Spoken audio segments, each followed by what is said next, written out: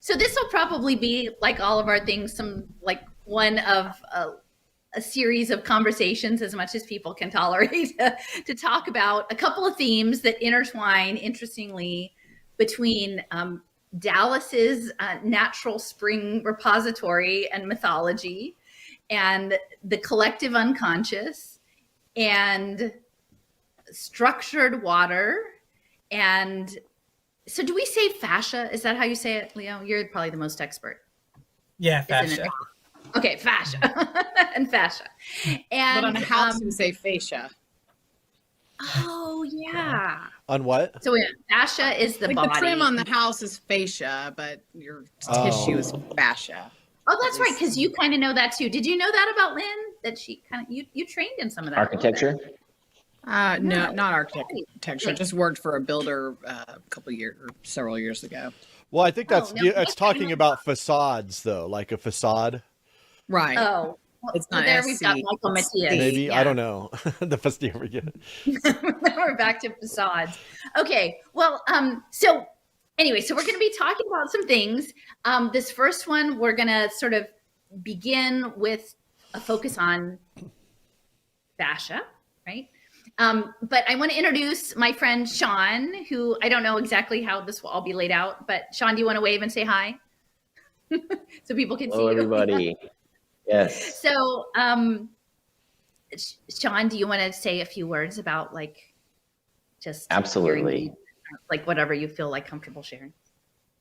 Well, first, it's a great pleasure to be here. I actually spoke with Jason a little bit this morning. Like, how did you end up in this madness? And I like to tell this story that I met Allison on Twitter a couple of years ago when I was reading. It was digital serfdom and your blockchain ID and your ticket to digital serfdom. And I actually quoted her own article back to her on Twitter, not knowing that she had written the article. And lo and behold, she didn't block me. And we started to engage from there. And I became much more interested in her work and kind of, so YouTube, and then getting exposed to some of the stuff that you were doing with Leo Saraceno, and then of course Jason, the traveling, and so it just all really opened up my eyes to how much more there is to learn. And one of the things that you said that really stuck with me is, I don't want to tell you what to do or how to think. I want you to think for yourself. And that just really puts the momentum behind me and my research areas. And it's just neat to see other people out there in the same problem solving space asking really good questions. So thank you for the opportunity to be here today. I really appreciate it. And do you mind saying where you are situated, since sort of cultural geography, at least for me, is always very interesting in terms of where people are and there's what's unfolding, like the physical landscape, so to speak. So I'm in the Yale Community Library, which is that's very specific. Clark County. Yeah. Well, if anybody's familiar with D.B. Cooper and the legendary skyjacker, one of the only skyjackers of the United States. So D.B. Cooper is supposedly jumped out of his airplane not far from here, and they never found the money. They never found. So there's a little trivia there, and it's Bigfoot country, of course, up here. Mount St. Helens is probably 10 miles as the bird flies, and so Clark County, Lewis and Clark Trail, kind of ending in this area before they made it to the coast, of course. Hudson's Bay Fur Trading Company. So there's a lot of history in this area that a lot of people overlook with the Pacific Northwest and the indigenous culture. And then, of course, you have University of Washington, University of Oregon, the Silicon Forests. So you have a lot of interesting crossroads that weave my geographic location and areas of interest into some of what you're looking at. And you have your earlier roots also in Southern California. So, I mean, is it okay to mention the guest post? Yeah. The recent post? Yeah, absolutely. So Sean's had several posts on the blog that have sort of knit together. I guess we're all doing sort of autoethnography, if you want to put a label on it. What the heck are we in, right? And we all come at different angles of where we are in the puzzle.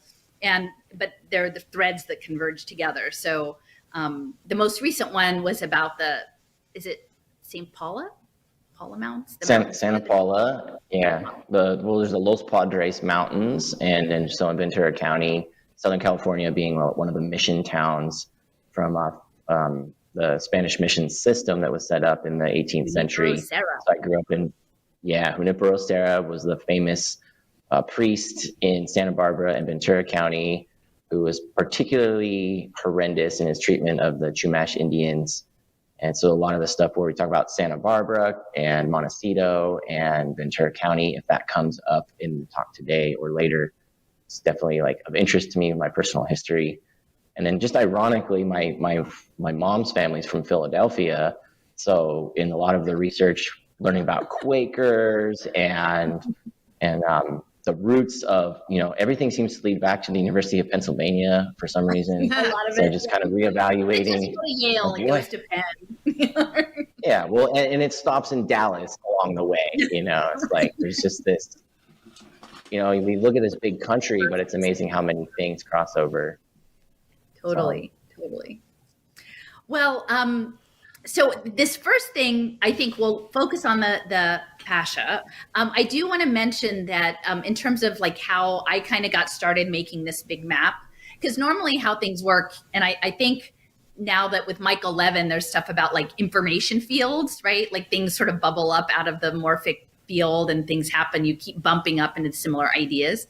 And, everything's really ramping up in Dallas with the ed tech and the blockchain and smart city infrastructure. And at some point I was talking about the Trinity River and this trichotomy, this idea of the body, soul, and spirit, and this bridge. And I was speculating about the Web3 blockchain identity being some sort of way of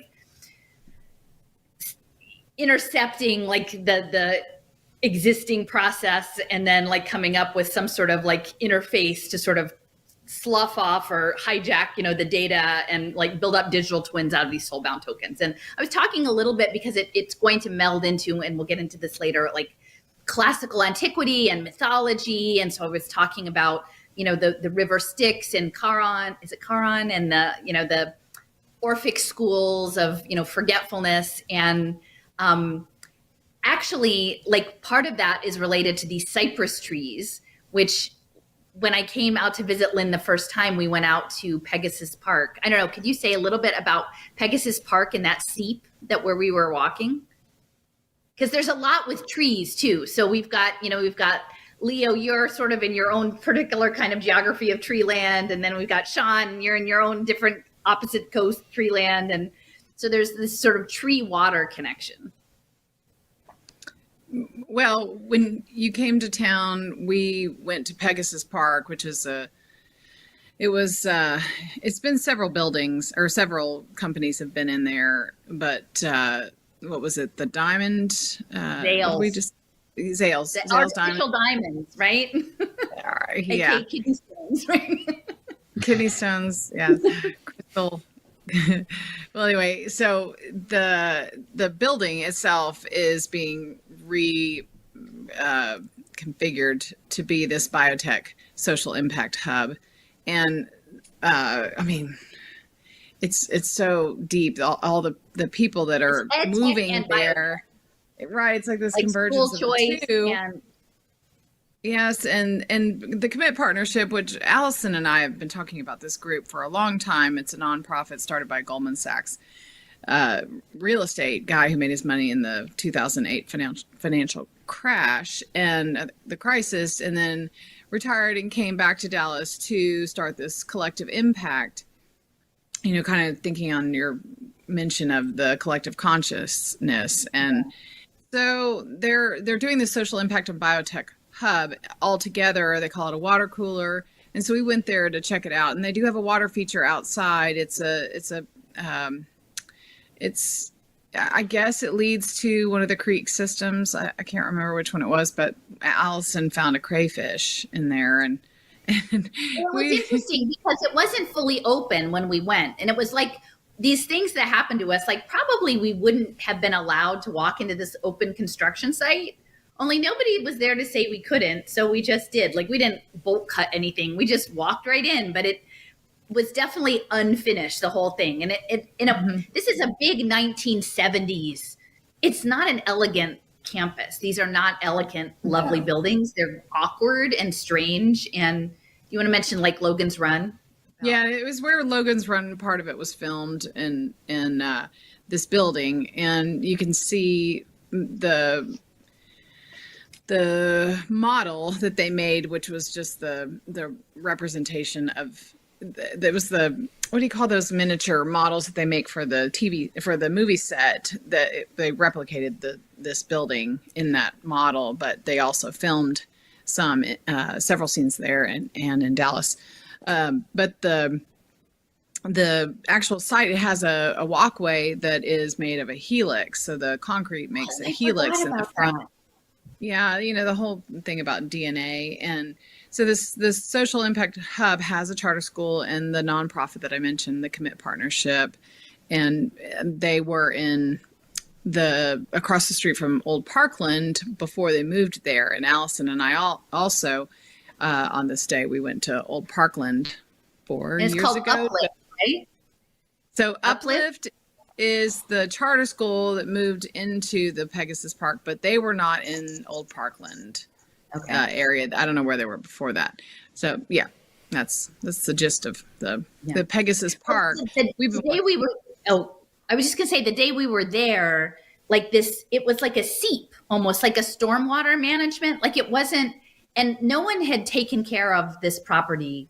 Like it was for Zales and then Exxon, but clearly there had been landscaping around this water, like walkways and retaining walls, but it was all of that like brown 1970s brick, you see like from that era. But the tree there, and there were these trees all along the water's edge, and they were cypress trees, which had clearly been planted there because they were all about the same size. And those were the only kind of trees that were there. And they probably would have dated to when it was built, but then all the tree roots had like buckled the retaining walls and the sidewalks, and it had never really been fixed. And it's still like it was getting close to being open, and no one had gone down to fix any of that. But it was this extensive broken up landscaping that had flooded. And yeah, in the flooding was a crayfish it had died, but it was the shell of a crayfish, which is also the symbol on the tarot cards of the moon. Has the crayfish, the European crayfish, is sort of a key feature there. So.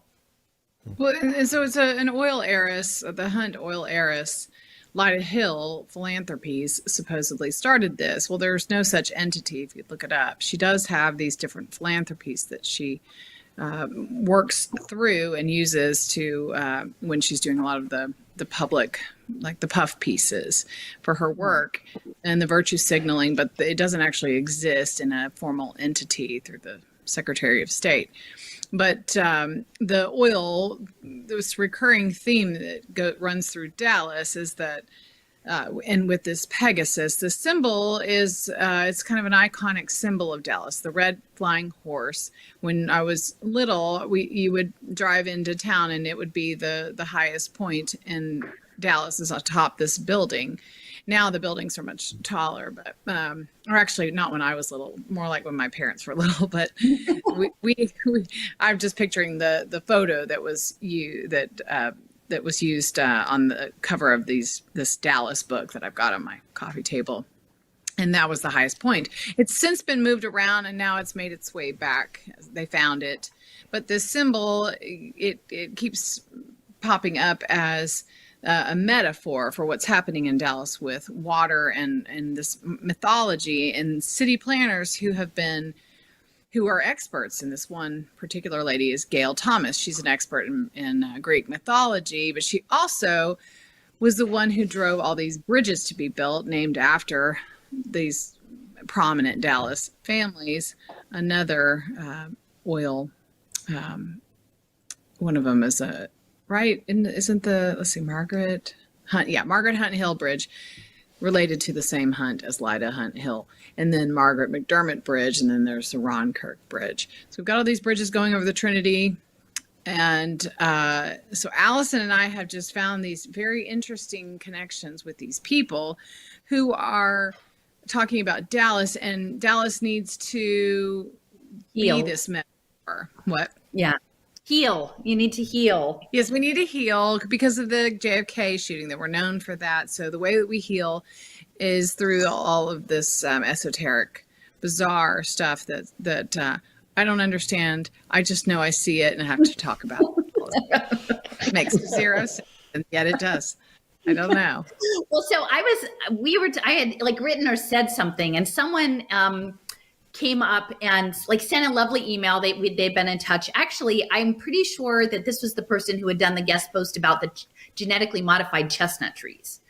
And said, hey, I saw you, like you were like alluding to these ideas about the memory and the water and the mythology. And so had these ideas about I can never pronounce it. It's like Mnemosyne and like the river of memory, right? So the idea is that I think within these mystery schools is that the unwashed masses die and you cross over and the river, and then you have to drink from the river of forgetfulness, and then you just lose everything and you come back in karmically. You have to start all over. But in like in a Lamarckian way, if you can hold on to your knowledge, you can drink from the other spring, which is connected to a cypress, which is why the cypress is significant. And actually the Verily headquarters is in Cypress Park office complex, or like, yeah. So there's like a lot of signaling there with the cypress trees. And there are these Orphic mystery schools with these little golden leaves from like a crown that the archaeologists found, that were like instructions. Like, when you get there, you're going to see this spring and you're going to want to drink from it, but don't keep going to the next one, right? And so there were these ideas about what if some of this memory system, like this new computing system coming up, is going to be linked to water. And by the way, here is this oddball talk by Ivan Illich about in Dallas about wastewater and historical memory, about water and memory and sewage and things like that. And I was like, okay. And so I watched it. That opened the whole door onto Gail Thomas and the Dallas Humanities Institute and all of this archetypal stuff. But then when I looked at Illich, who's mostly known for, I think, like the unschooling movement, like alternative schooling, unschooling, he was trained in histology, which is the study of tissue, and crystallography. And then he became, out of nowhere, a priest, a Catholic priest. And then he had his first mass, this is on the Wikipedia page, in the catacombs, the Roman catacombs, which is bones, which has this piezoelectricity stuff that Sean's been looking into. So it's a very strange thing that this guy who was trained in these, pretty out there, subjects, he wasn't just a regular biochemist, he was a histologist and crystallographer, ends up in this thing and then showing up in Dallas. And so that for me kind of unfolded all of this stuff about symbolism, water, memory, and that was churning along. And then Leo shared with us a half an hour video of a French hand surgeon who was one of the first people to use, you can tell me better, the camera, but it's like the cameras that can get in and like non-invasively really get detailed information about what's going on with the fascia. And as soon as I watched that, it was the video quality is not great. It's a dated, I think this was in the 90s when they developed this capacity, but I'm like, it tied everything together with like the Web3 situation. And then I saw that the Oliver Reiser's World Sensorium, when you look at the title again, it's like a social embryology of world federation. And once you understand that the fascia is knitted into everything from the embryo stage throughout that control and communication system that's holding your body as an intelligence, like it just made a huge difference to me. And so I was like, okay, I started laying this out, and then I'm like, we have to start having conversations about how these very diverse things intersect. So I don't know, can I throw it over to you, Leo, for a little bit? And you can maybe say a little bit about the video, and like, maybe, are you comfortable sort of saying like your background, like interest? Yeah. Okay. Totally. So I found that just so I do body work, like I'm a massage therapist, and doing a training through an organization called the Burrell Institute, which is the training specifically that I was doing was on what's called visceral manipulation. So working like specifically on the organs in your body and doing therapeutic manual therapy. And the school is basically based on like the osteopathic tradition, which is it's kind of confusing on how that plant that goes out. But in the United States, like doctors of osteopathy are basically just regular MDs, like medical doctors, licensed physicians. But in Europe, they're more like chiropractors. They're not medical doctors. They can't prescribe meds and all these sorts of things. But basically, it's a system. Oh, Jason, I'm getting like I can hear myself. I just turned it off. Something. Sorry, I was trying to do something, but I just fixed it. Never mind. Go ahead. But it's a very anatomy centric, like I guess like branch of medicine or medical thought. Like osteopathic medicine was founded by this guy Andrew Still, which was a Civil War surgeon in the 1800s, the United States, and like was really focused on anatomy and like very detailed descriptions of everything, and especially the fascia. There's a quote that like I'll summarize. I don't remember the exact wording, but basically that he says the soul is found in the fascia. Wow. And it's like a central tenet of like osteopathic thought. But basically, so I was doing that training and the instructor showed a piece of it, or may have just mentioned the name of that video, Strolling Under the Skin, and so we should watch it. So I checked it out later on, and it's a pretty incredible video of I think endoscopy is like the technical term for the having the cameras under the skin and going through all these structures. But basically it's just I think some of the first like video, like good video graphic evidence or showing like exact like what these structures look like and how they're like very complex dynamics work. And it's hard to describe because it kind of looks like mucus and lots of strands. We'll have to like see the videos to make more sense. Can you pull up a link maybe to one of those from the playlist? Can you look through maybe? Yeah. Yep. We'll keep going when you have one. Because it's really interesting to see it because it's very like it has this liquid, like a gel, this like mobile gel. Yeah, it's like a gel quality, and then also somewhat crystalline, but like irregular, and then like weird like droplets of fibers moving in all these sorts of different ways. And like you said earlier, fascia connects to like pretty much every vessel in the body. So like blood vessels, nerves. The behavior of the vessel. Oh, keep going. And like every layer of the muscle. So in muscles, you have these like essentially, kind of fractally organized bundles of fibers. And then like within each grouping bundle of fibers, there's like other layers of fascia as you get smaller and smaller and smaller all the way to like individual cells. And then the same with like blood vessels. Fascia like attaches and holds up blood vessels all throughout the body, and nerves, all your organs pretty much, or they're all covered in fascia. The main one, like from what we're studying, is called the peritoneum. And so in the abdominal organs, pretty much besides the kidneys and the bladder and like a couple spots of the other organs, it's almost like it's kind of like a double layered fabric that all the organs like fit into, and it's a way that connects them and then also allows sliding surfaces between them. So there's a fluid called serous fluid, which is like a lubrication fluid in the fascia that allows the organs to be like really tightly packed in, but still have like smooth gliding surfaces between them. So as far as the,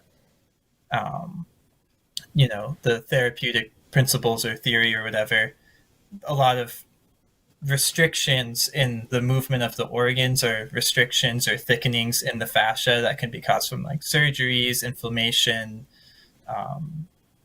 like other diseases and all sorts of things. And yeah, let's see. Is Jason pulling up the video? Yeah, I have it up there. Okay, yeah, let's see what it looks like. Okay, 1 second. Bring you up there.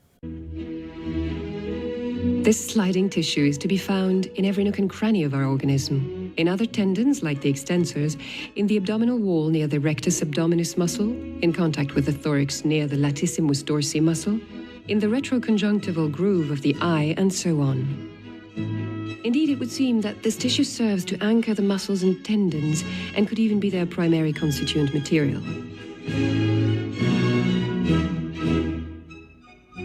Even structures not called upon to move as such, nerves and the periosteum, are composed of this tissue fiber, but with differences in their arrangement and size.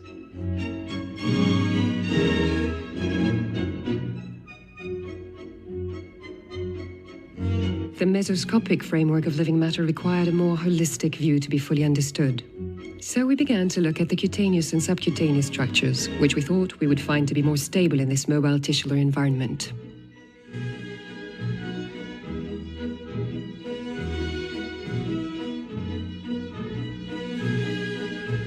By its structure and its role of enclosing the other sensory organs, the skin is more than just an organ. It's a set of organs which is anatomically, physiologically, culturally, and psychically complex.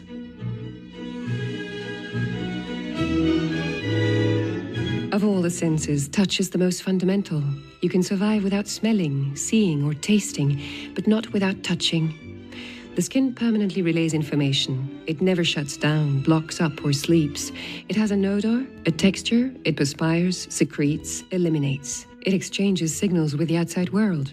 Thanks to the skin, the body's surface is as much a machine for communication as a protective barrier.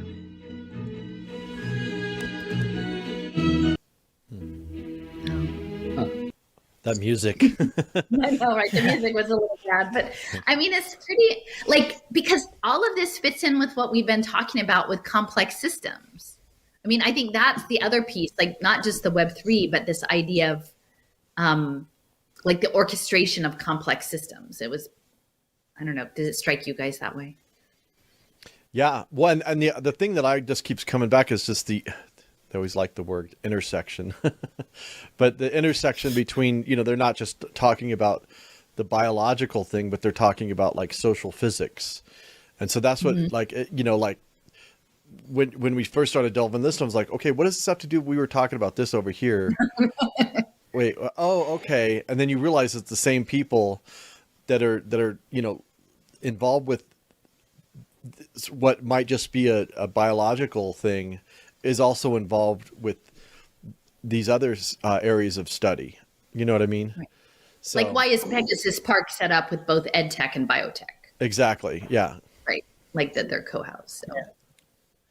I'd say like one, really like they talk about computer simulations of fascia, and it's an obvious tie into like digital twins of the bodies and digital twins, not just of, there's a focus on, the like bio nanotech, like people are a lot more focused on like genetic editing and RNA and, self-assembling nanoparticles and like all that sort of like, which is all, obviously real and intense and whatnot. But the, with the fascia and these sorts of just the connective tissue throughout the body is a lot more like they're keying in on the things that like Michael Levin's talking about, like actually how do bodies come together and form their own structures and know how to do it. And then, like you said, with Reiser and creating a social physics or, the embryo, I forget the exact title, but it's really central to how to, if you're trying to create something, if you're trying to determine the outcome and control the flow and the development of life and people and societies and stuff. Like, this is that, you know, this is one of the key parts of how anatomy is formed in like all like mammals, at least, or biological beings.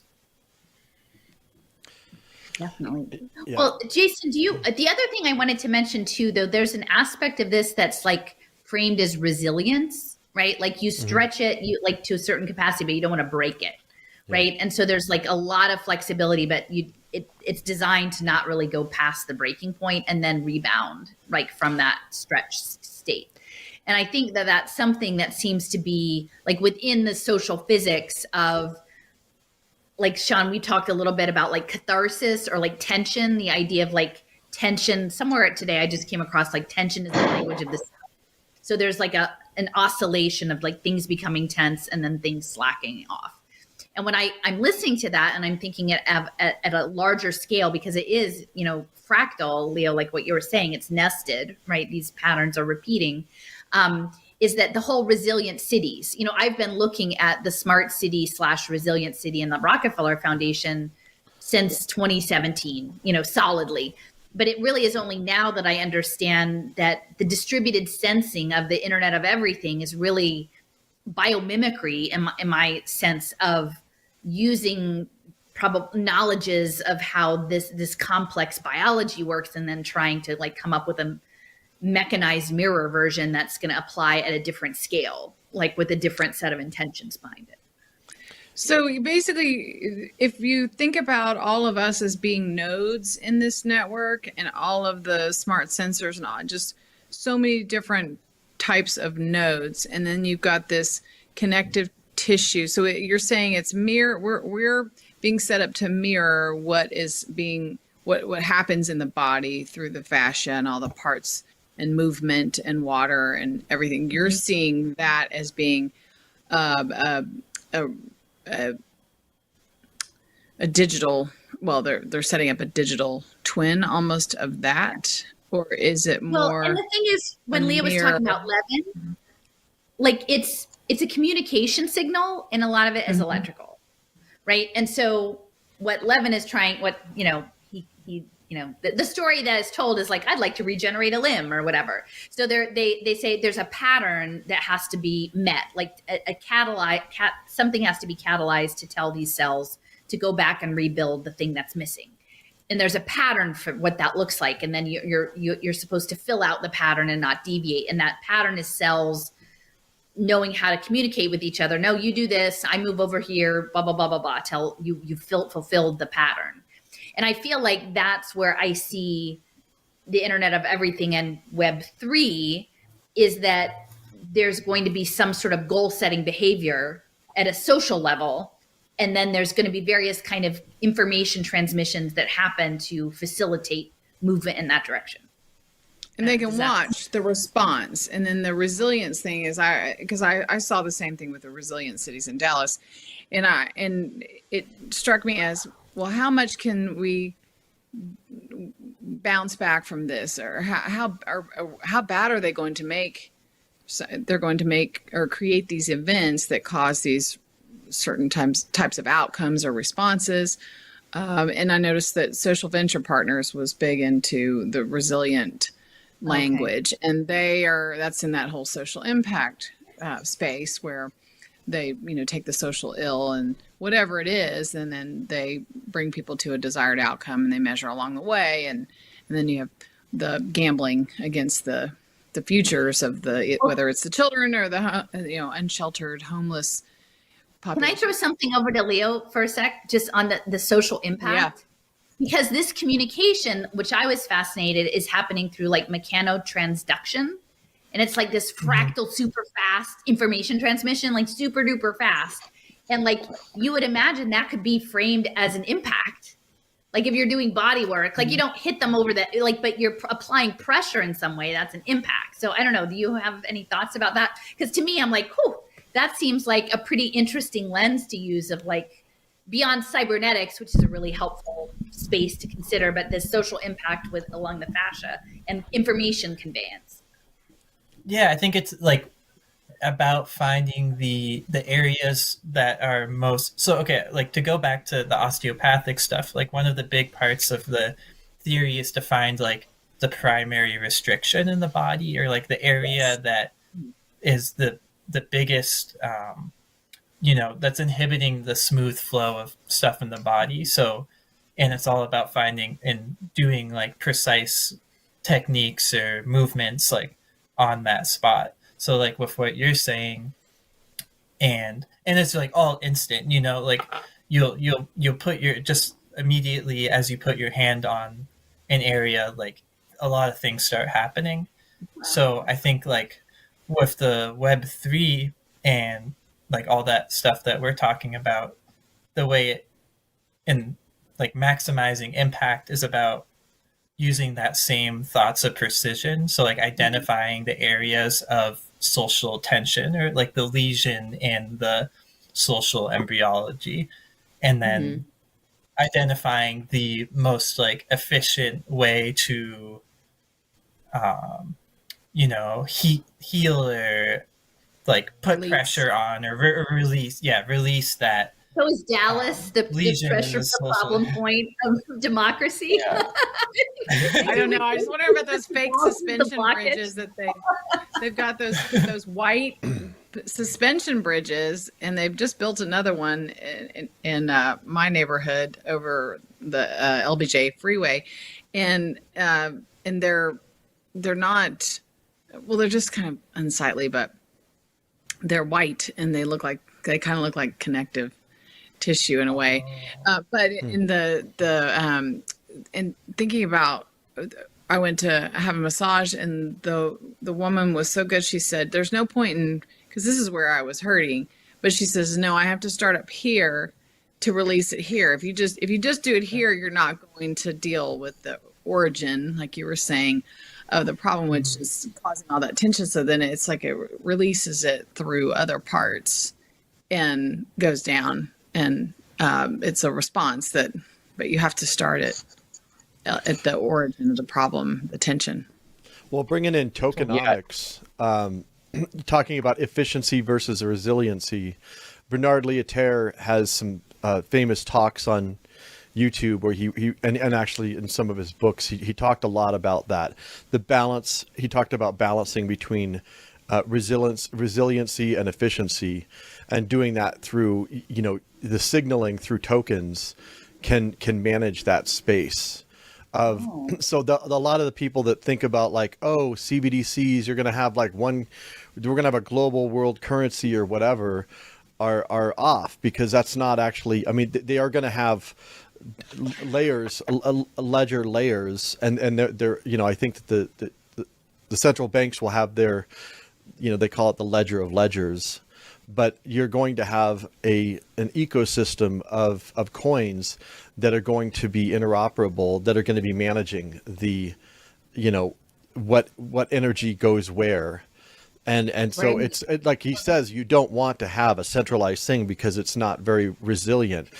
He says it's very efficient, but it's not resilient. And then you don't want you don't want too many, because then it's resilient, but it's not efficient. And so he talks about like the balance between, what's the optimal number of currency. He's talking about complementary currencies. And of course, when I was studying this, blockchain wasn't even a thing. Like, they had the ledger technology, but Bitcoin hadn't even come out yet. So, I was thinking about it in very different terms back then. I was like, that makes sense. It's interesting. I think, is it Griff Green? Is he the one who was trained in body work? I can't remember. But yeah, I think it's Griff Green. Could you look it up, Jason, and see if you could see because his LinkedIn? Because I remember one of them, because early on I was like, Leo, this is quite interesting. This is before I really got a handle on fascia at all, but I'm like fascinating. There's also interest in Eastern medicine, right? And the chi and prana and all of that. And I'm like, well, what if there's a perception of meridians of energy, pressure points, like around like world economies or something, and these token people feel like they're, you know, doing body work on society or whatever. Like there's this overlap. Yeah. It's an interesting career trajectory that he had, that he would go from this thing to being like one of the first people to get a graduate degree in blockchain in, I don't know, Malta or wherever. I'm pretty sure. Like, Just so going. It's early on. Yeah, it'd be further down. But Allison, you're right, So Rachel. I had a question for Will. All right. oh yeah, So the myofascial release, is that something you've ever, so like in yoga, there's stretching for a myofascial release, or sort of what you were describing where the energy gets blocked? So like from my understanding, the myofascial system is like the fascia specifically that's like completely integrated within the muscles, and then the bones too, because it connects to like the outer shell of the bone called the periosteum. So yeah, it's like that's pretty much exactly what we're talking about. I think just the term, Mayo's muscle. So all 19 experiences. Myofascial And so, like refers to specifically the fascia around the muscles. So there's there could be a store of energy around there, and through successful or well applied body work techniques, that energy is going to go where it was biologically designed to go. In the human body, we want to maintain our physique and our chi, our energy flowing. But if, saying like the global body or the Gaia body, there's an intentional manipulation of the chi to create blockages, and through that massaging of energy. So we could say energy traveling from east to west, in a rough analogy, getting stuck somewhere in the middle like Dallas, and then needing to apply that massage to that area to cause the spring to kind of bring, for new fertility. But, and one thing that Jason said too that kind of triggered a thought in my mind was, he's talking about ledgers, and there's the book, The Body Keeps the Score, which is like this whole idea of like the body has a ledger system as well. And now we have these financial ledger systems that are emerging. Embedded. And Travis, a lot of talk about the with the fitness world is releasing emotions that are trapped in the fascia, and that's a somatic body workouts are now trending, where people will do things to release things in their hips, because supposedly women store a lot of emotions and energy and pain in their hips or certain parts of their body. Men are maybe different as a whole. There's definitely a parallel that Allison and I have talked about, is the earth, and looking at, there's scriptures about birthing pains, that the earth goes through birth pains, and thinking of the earth in terms of the meridians, and in the body, the meridians, we found a lot of parallels. But more importantly, the woman and the sacred womb, and the earth being this, like the parallels between the two, or like a mirror of a woman, and the children being targeted in a lot of these schemes, with the social impact, and with the charter school being at Pegasus Park, and with education and early access to children and their brains and their outcomes and their behaviors, is and it's that sacred that we talk about, Allison and I talk about, is accessing children before they're at a point, and you probably can say it better, Allison, before they're at a point where that childhood is lost and that innocence is no longer there, that fresh outlook in the world, and just before they are at a certain point. Interesting. Well, the one other thing about the education too is that, I mean, one, there's a huge focus on social emotional learning. So there's the emotion piece. But the other piece is around play, because they were so repressive in terms of like keeping kids online and having everything focused on data and performance, and that got, all of the fun stuff got stripped out. So then all of a sudden they flipped the switch and like, oh, play is important. Like they forgot it was important, but now play is, and it's being baked into a lot of social impact bonds, like through the World Bank. But I think that if you look at things like emergent activity among children in play, like that's some of the most dynamic, creative opportunities of like groups of kids doing free play. And so you think about like these refugee camps, right? Or, you know, poor villages where they're putting together like materials to make something that resembles a soccer ball, right? And then those teams, pick up teams, and playing in that like energy that comes from that in that kind of space, but then putting in new financial instruments where you can start to smart everything up, right? Like smart balls and smart uniforms. And, you know, why were there drones being put on the playground in Kensington? You know, like I wrote that thing about Zach Bush, you know, the guy he was, you know, connected to was they were funding drones over playgrounds. Why is that? And I think that's because it's that energy. Like Griff Green is quite a personality. Like again, in the realm, like, you know, like sharp guy and like really like gregarious and telling everybody they're going to save the world about, you know, with the tokens. And because his whole thing is the commons stack. And one of the things I didn't realize about the word commons is that it's actually being used a lot in human computer interfaces. And the idea of people looking at sociology saying that you can't have communication unless there is some commonality. Like if you have two objects or agents and there's no point of reference of one to the other, you can't actually engage in anything meaningful. And so the commoning, now I can see that. And this goes back to like linguistics and sociology and like cultural studies.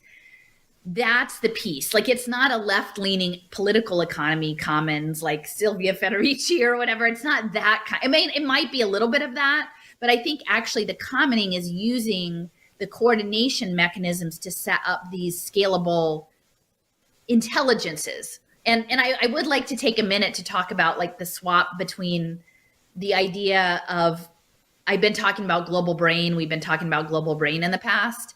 And the fascia conversation and Michael Levin talking about intelligences, how I feel like I'd like to start to like shift the metaphor over more to the intelligences, like full body intelligence than mind, because I feel like brain and neurons and genetic stuff is a limiting view of what's happening. And if whoever sticks in that space, they're not going to get the complex systems of microfluidic resilience. That's not going to happen. Yeah, because there's a lot of talk about the Neuralink and putting a chip in the brain. That's what the masses are talking about that without talking about the body, the water, the fascia, the systems, all the parts. That's a good point. And the communication. Yeah, and I'd add too, it's like a big part of both, I mean, the osteopaths, but also Chinese medicine, and that each of the main organs have their own like psychic or intelligence that's distinct from each other. Like the spleen is the holder of the intellect, and the liver the emotions, and like things like that. And Levin actually has a clip. I don't think we have it on there, but there's a video where he talks about that a little bit, because he gets acupuncture, I guess. Yeah, which I thought was pretty interesting. And he said that that's one of the things he thinks that like that worldview gets right the best is the different intelligences within the body. My take is Go ahead, Sean. Okay, well, what you said just kind of reminded me that the heart begins to beat before the brain is formed to send a signal to the heart, and they call it the intrinsic cardiac nervous system.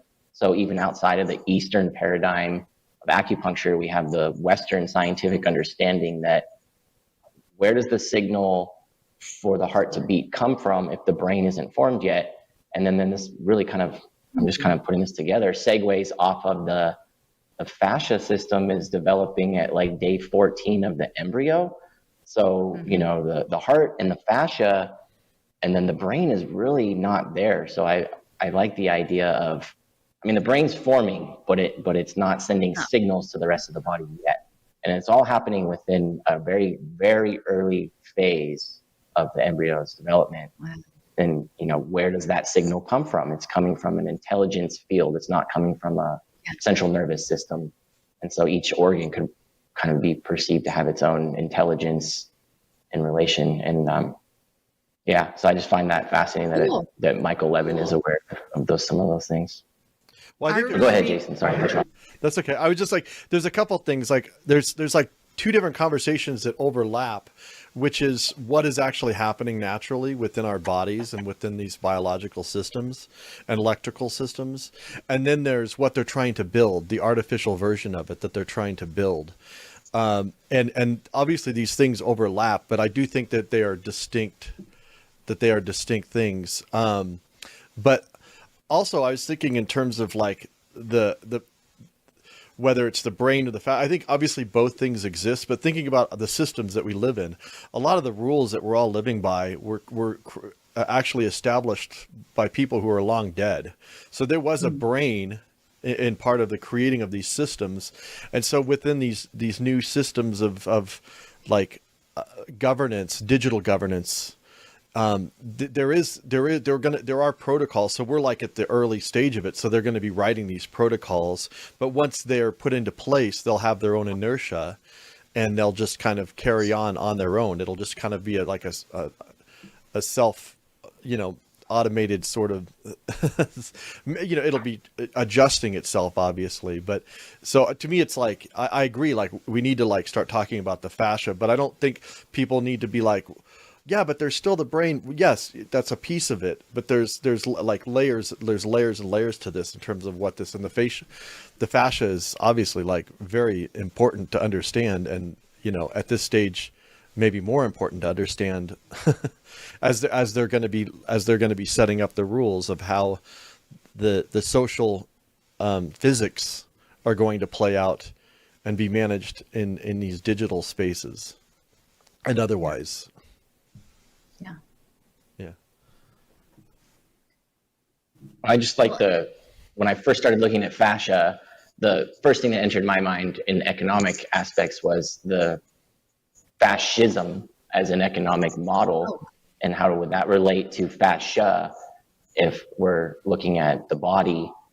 The fascist model of, would that be like Rolfing or like some hardcore chiropractic, like we're going to take the body and we're going to enslave the body, World Bank structural. Yeah. Well, look, structural adjustment, Leo, like structural adjustment. Yeah. Like they literally, Wow. that's kind of fascinating when you think about it. Yeah, no, I really like that. Quantitative easing. Quantitative easing. Yeah, the nice slow acupressure. Yeah. Oh my gosh. Wow. Yeah. Well, and then how would I was looking at? Oh, yeah, go ahead. Go ahead. I was just gonna say I've been spending some time looking at Foster Coulson, who's developing this like concierge wellness project, but he's also invested in nanobiosim, like nanomachines and supplement, all these supplement businesses and all this stuff. But he's based in British Columbia, and so I was focusing kind of on Vancouver Island, like not Vancouver proper, but it's more rural, and again, lumber and water and primary water. And it was a test bed for some of these early 1930s socioeconomical like planning systems. And they seem to be like a test bed for a lot of UN wellness, social well-being kind of projects, because it's relatively remote, but also pretty educated population, pretty progressive, and, only a stone's throw from D-Wave and Sanctuary AI and all of that. And oh gosh, what was I? Oh, I just spaced for a second. So Foster Coulson and British Columbia. So I was looking back at just some of the early history of social policy in Vancouver, because a lot of technocracy, which again, I know I've kind of talked a little shit about it, because I don't think it's one-ocracy, but technocracy was a thing, this idea of running the world by professional planners on energy credits. And actually the Pacific Northwest, like the West Coast, particularly the Pacific Northwest, was deeply involved in technocracy, like at the time, including Vancouver. And so like within that broader scheme, one of the big technocrats in Canada was Musk's grandfather. And he was his, and I guess Musk's great-great-grandmother, so the grandfather's mother was the first chiropractor in Canada. And then his adventure grandfather, aviator guy who went to South Africa, like he was a technocrat, but he was also in body work. So and he was always on the look for some like lost city in Africa or something like that too, but which is kind of beside the point. But there's this interesting overlap of stories with like, and then now we're going back and I can see that the interwovenness of what I keep trying to say, like the social wellness, prescribed social wellness, which would be sort of wellness fascism. Like, you know, when there was an audiobook, I can't remember, like Hitler's Willing Executioners or something. It was something about like, how did this happen to the Germans? Like, why did they all go along with this? But part of it, the backstory to National Socialism in Germany was like, things had been so wrecked, and that like the party came in and said, we'll take care of you. Like, yeah, your kids can go to summer camp. Like they were providing social supports, like in the lead up to, you know, World War II and the Holocaust. Like they were providing that social basis. So it makes me think back to UBI and flow and smart housing and all of these things. Like it might not be a far stretch to literally stretch like for this to be a social fascia like system in the name of the common good, you know? Yeah, I know here UVM has, or I might not exactly be through UVM, but there's different like wellness credits basically. Like there'll be organizations that get grants that usually go through UVM somehow that are basically setting up like practitioners with the grants, or basically they're tokens, but they don't, you know, it's not like actually blockchain tokens, but they have these like wellness credits that to give people like free like treatments, you know, for acupuncture or whatever. And but they are literally like tokens, and that's primarily, you know, happening through the state UVM and all that. But interesting. Well, one of the things I did want to mention about like the mechanotransduction and like the communication and signaling mechanisms, because it seems like a lot of this is about fields, like information fields, like electrical fields, and then patterning. And I like in the reading that I've done about fascia, it seems like initially it was sort of marginalized as just like the stuff you got to get rid of to actually see the real stuff.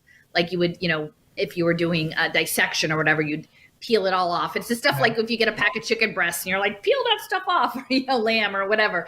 And it was not understood. But now people are having broader understandings of what they call fascia, and there might be sort of different pieces, some of which is scaffolding, some of which is more gel. But like it even talks about, I don't know if it's like bone itself isn't fascia, but it's also piezoelectric. So there's this electrical communication all the way through. I don't know. Can you say something about that? And then after that, I would like for Sean to chime in a little bit about piezoelectricity and bone, like with kind of your. And I need to step away for just one quick second. I just need to use the restroom. I'll be right back. Yeah, Carry on. Yeah, so bone has like it's basically a crystalline structure.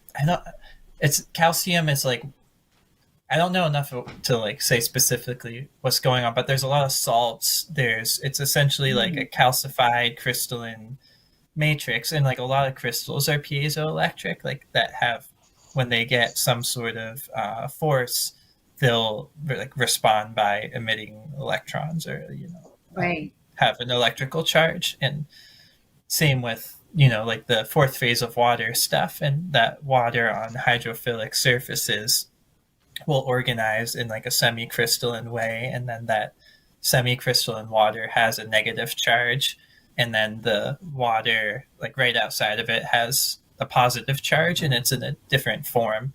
And then that's where you get kind of the like battery aspect of the fourth phase of water stuff, which basically surrounds all the tissues, is the idea, or like all the structures in the body.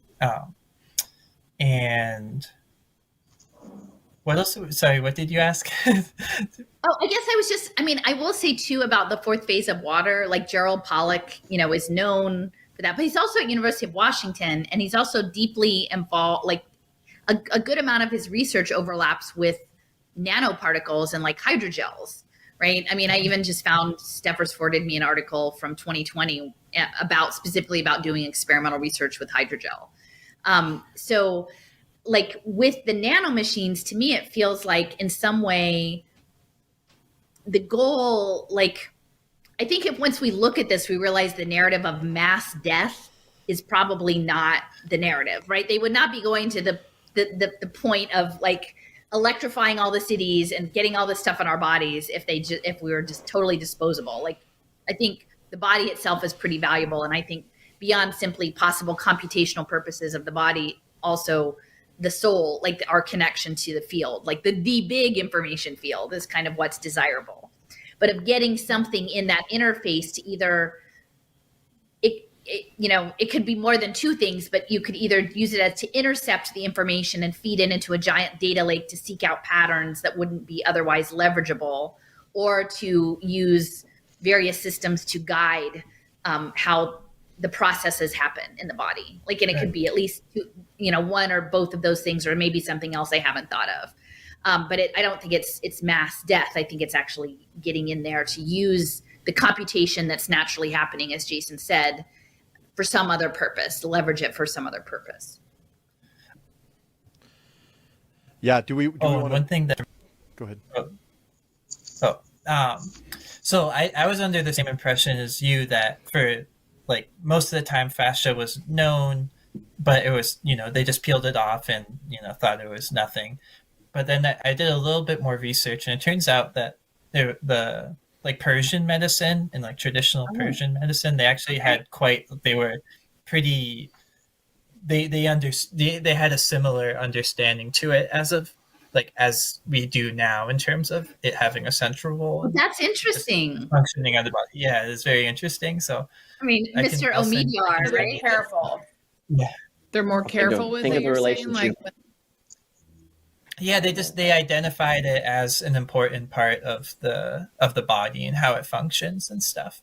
Which, as far as I understand, with like European medicine, it's like Allison was saying that it was mostly disregarded till maybe the mid 1800s or something, and then with Andrew Still. But there's also just before I also forget this, the myofascial lines that Sean brought up earlier, they're actually there's a pretty strong correspondence to the Chinese meridians, to like these like 12 myofascial lines that go through the body. Especially the like back line, like pretty much exactly follows the bladder channel in Chinese medicine, and a lot of the other ones do as well, which is just another interesting aside. Wow. Well, and teeth. So I've been studying the teeth and the connection to organs, and this was about a year and a half ago. We were trying to kill time. My friend and I, we were going to Allison. We were trying to meet with Dick Weekly, the billionaire in Houston who's causing all kinds of trouble in education, and so we're killing time. And so we see this foot therapy place.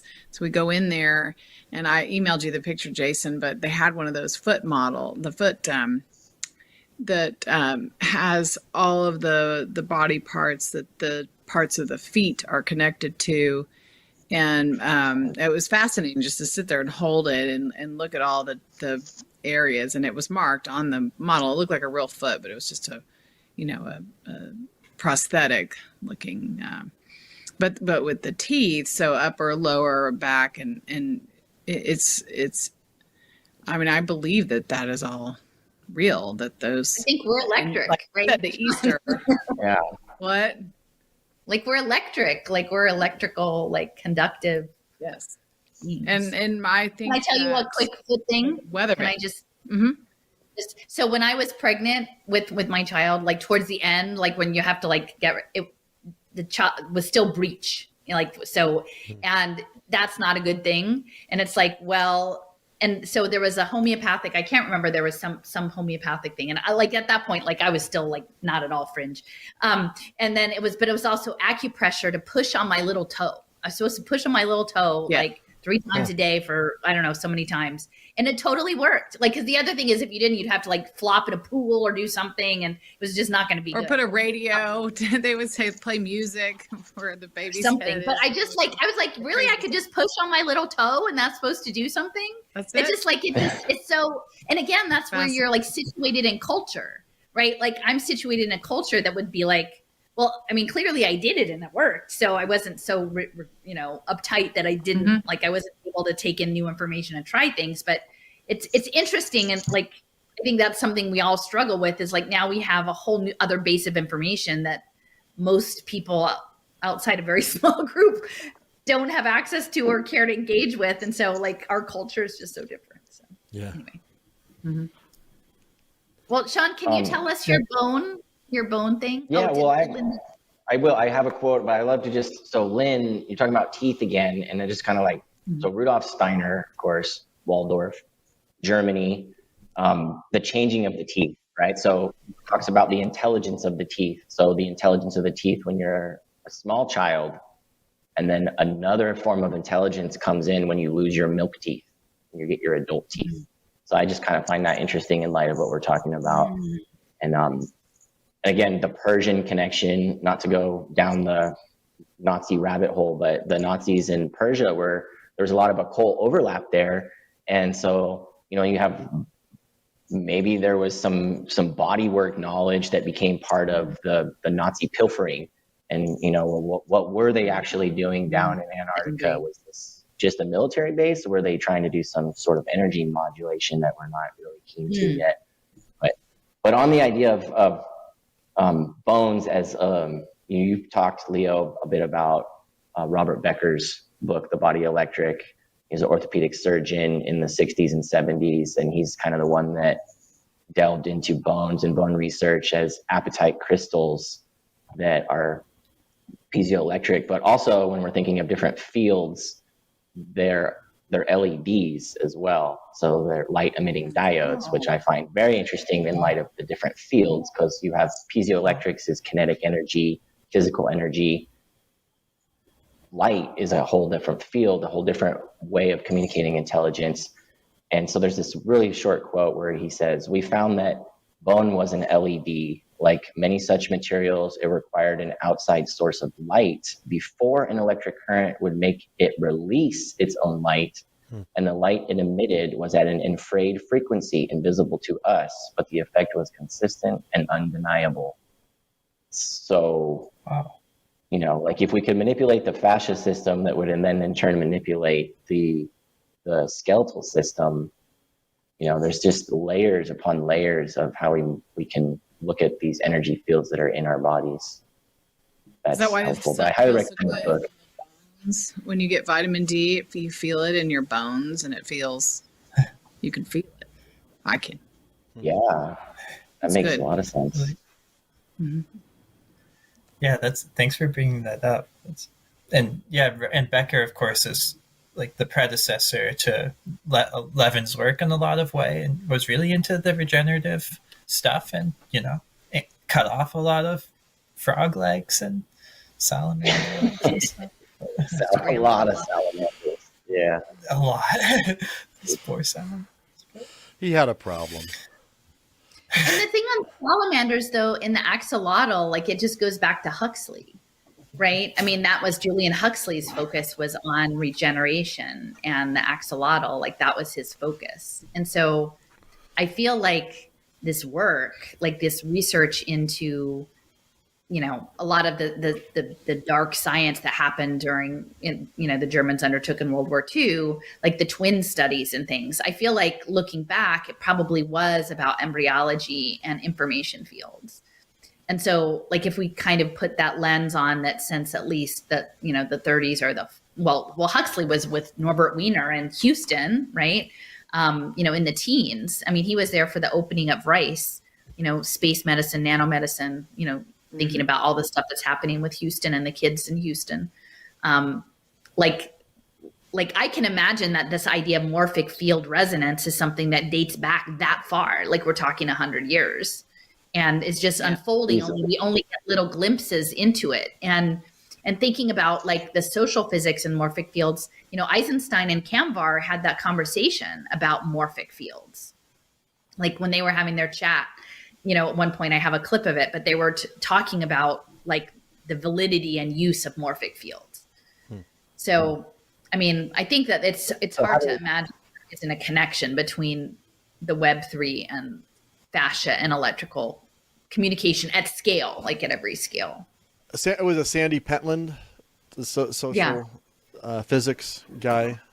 Yeah, again, like these people are like dabbling in a lot of different areas that like you would never, like I would not make those connections between, you know, to me, even though like that's like compartmentalization within academia, even me, I would be like, what does this have to do with this? You know? It has everything. Well, the thing about Pentland too and Clippinger, their early digital identity solution was this open mustard seed, which is again and the presentation of it is as if it was a large tree, not just like garlic mustard growing in a meadow or something like that. It was like a big tree with a big root system. So as above, so below, arborization, roots. And they were working on that digital identity solution with a trusted compute cell. And then again, you think about the whole cell imprinting language around. Now I know, is it Gilbert Ling? Was he Pollock's mentor? Yeah. Like he had some different ideas about what a cell membrane was or how it functioned. He questioned the current understanding and was what led into Pollock's looking at the structured water. But even this idea of a cell with some sort of permeability, that goes back to the digital identity. Like that's how they framed it. And so they worked on that for, I don't know, like 8 or 9 years in Cambridge. You know, they were at MIT Media Lab, Clippinger and Pentland. But then in 2019, right before all of this stuff popped off, they relocated it to Austin. And then they switched it from being a digital identity solution with like an outpost in Switzerland. And they changed the name from Open Mustard Seed to Switch, SWYTCH. And move to an energy credit framework, which again, like it doesn't make sense, only it might if what we're looking at is social physics and fascia and energy credits, or and again, it feels like Texas is being set up specifically for this purpose. And the other thing that I wonder about, because some of this has to do with primary water and the idea of unlocking water out of like in a mineralized form, that's this understanding that goes back to the 60s, that water may exist in this other phase, that through like a piezoelectric or electrical intervention, you could release it as liquid water. And when Jason and I went to Houston, we went to the headquarters of Schlumberger, which was an oil mining firm, and they were doing findings through electrical. They were using, and this is in the 20s, the teens and 20s, they were doing electrical exploration for oil deposits. And so there's part of me that is sort of making this connection between fascia, structured water, memory, information sharing, like electrical, mechano-transduction kind of things going on. And then at scale, like how you scale that to social physics and primary water potentially as water memory. And then thinking that probably the oil interests, if anyone out there was going to understand about some of this electricity and water and phase shifts, it would be the oil companies.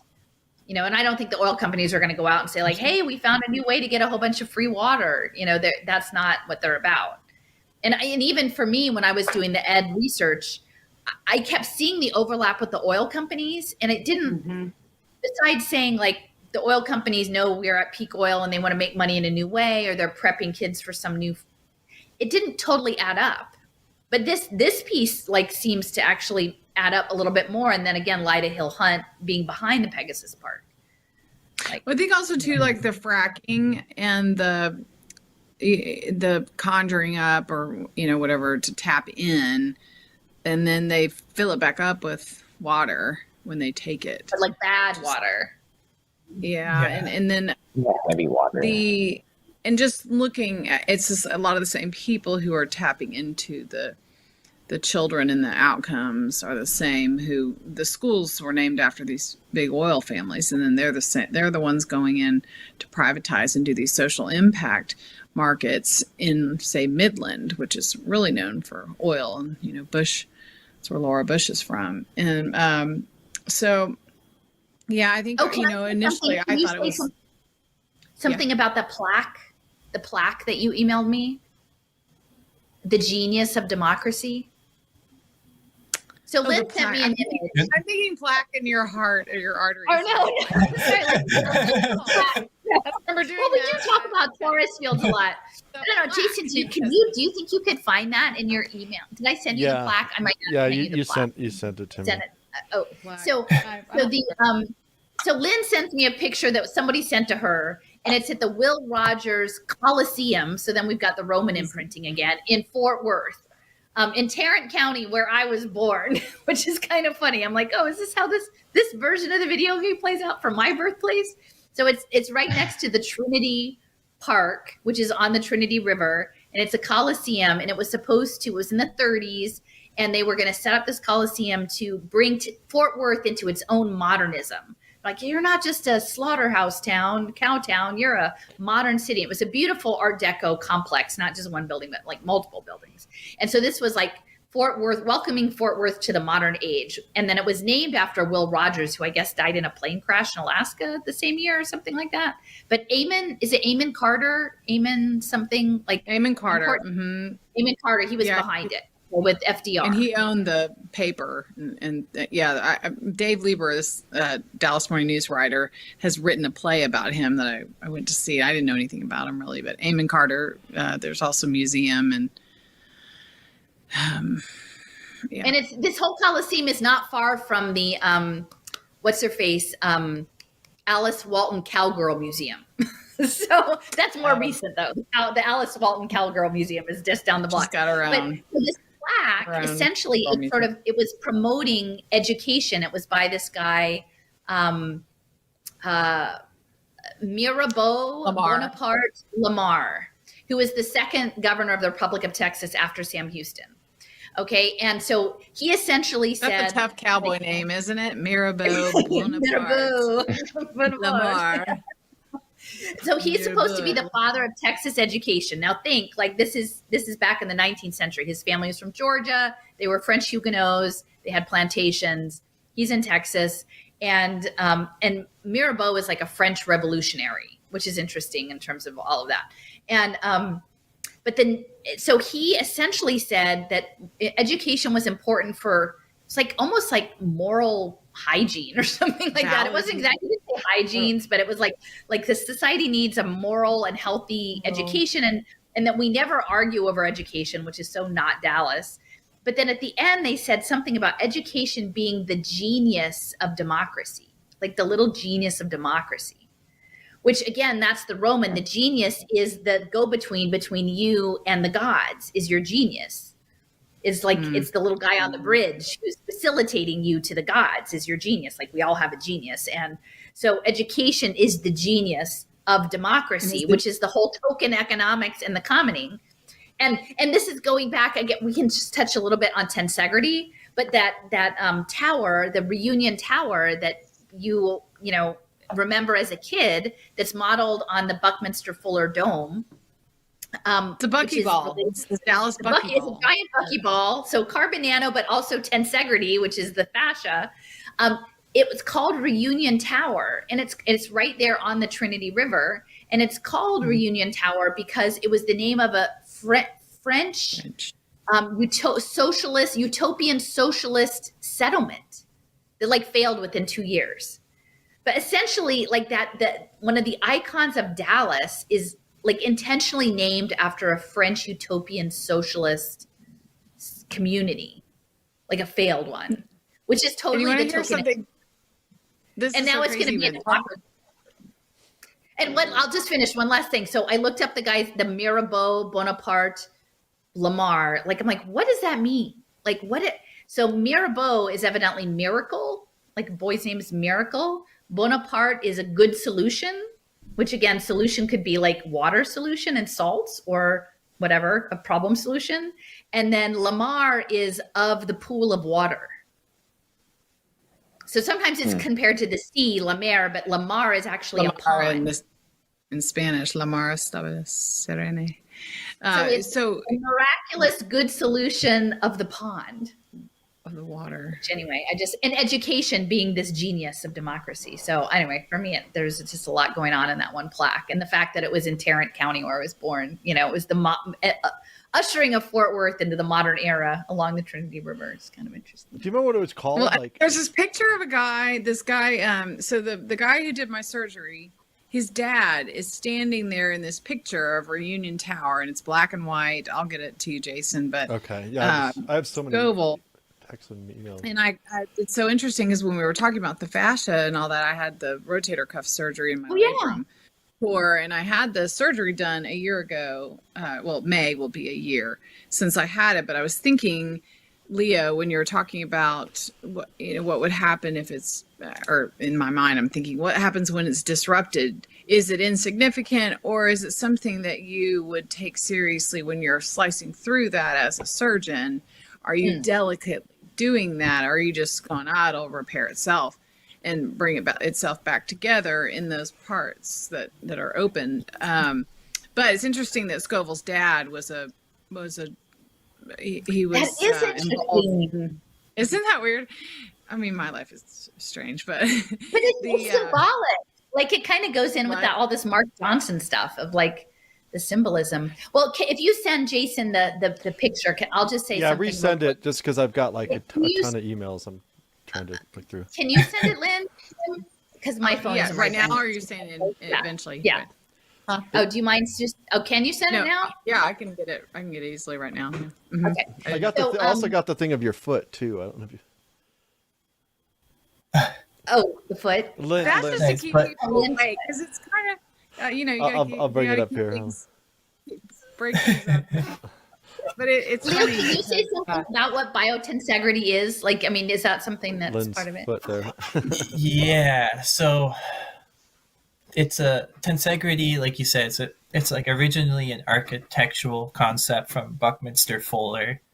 And I don't know the exact like definitions of it, but basically like there's a way that tension is distributed between all these different linkages in like a, complex line, and that the tension of every like structure within the whole thing is held by every part of it.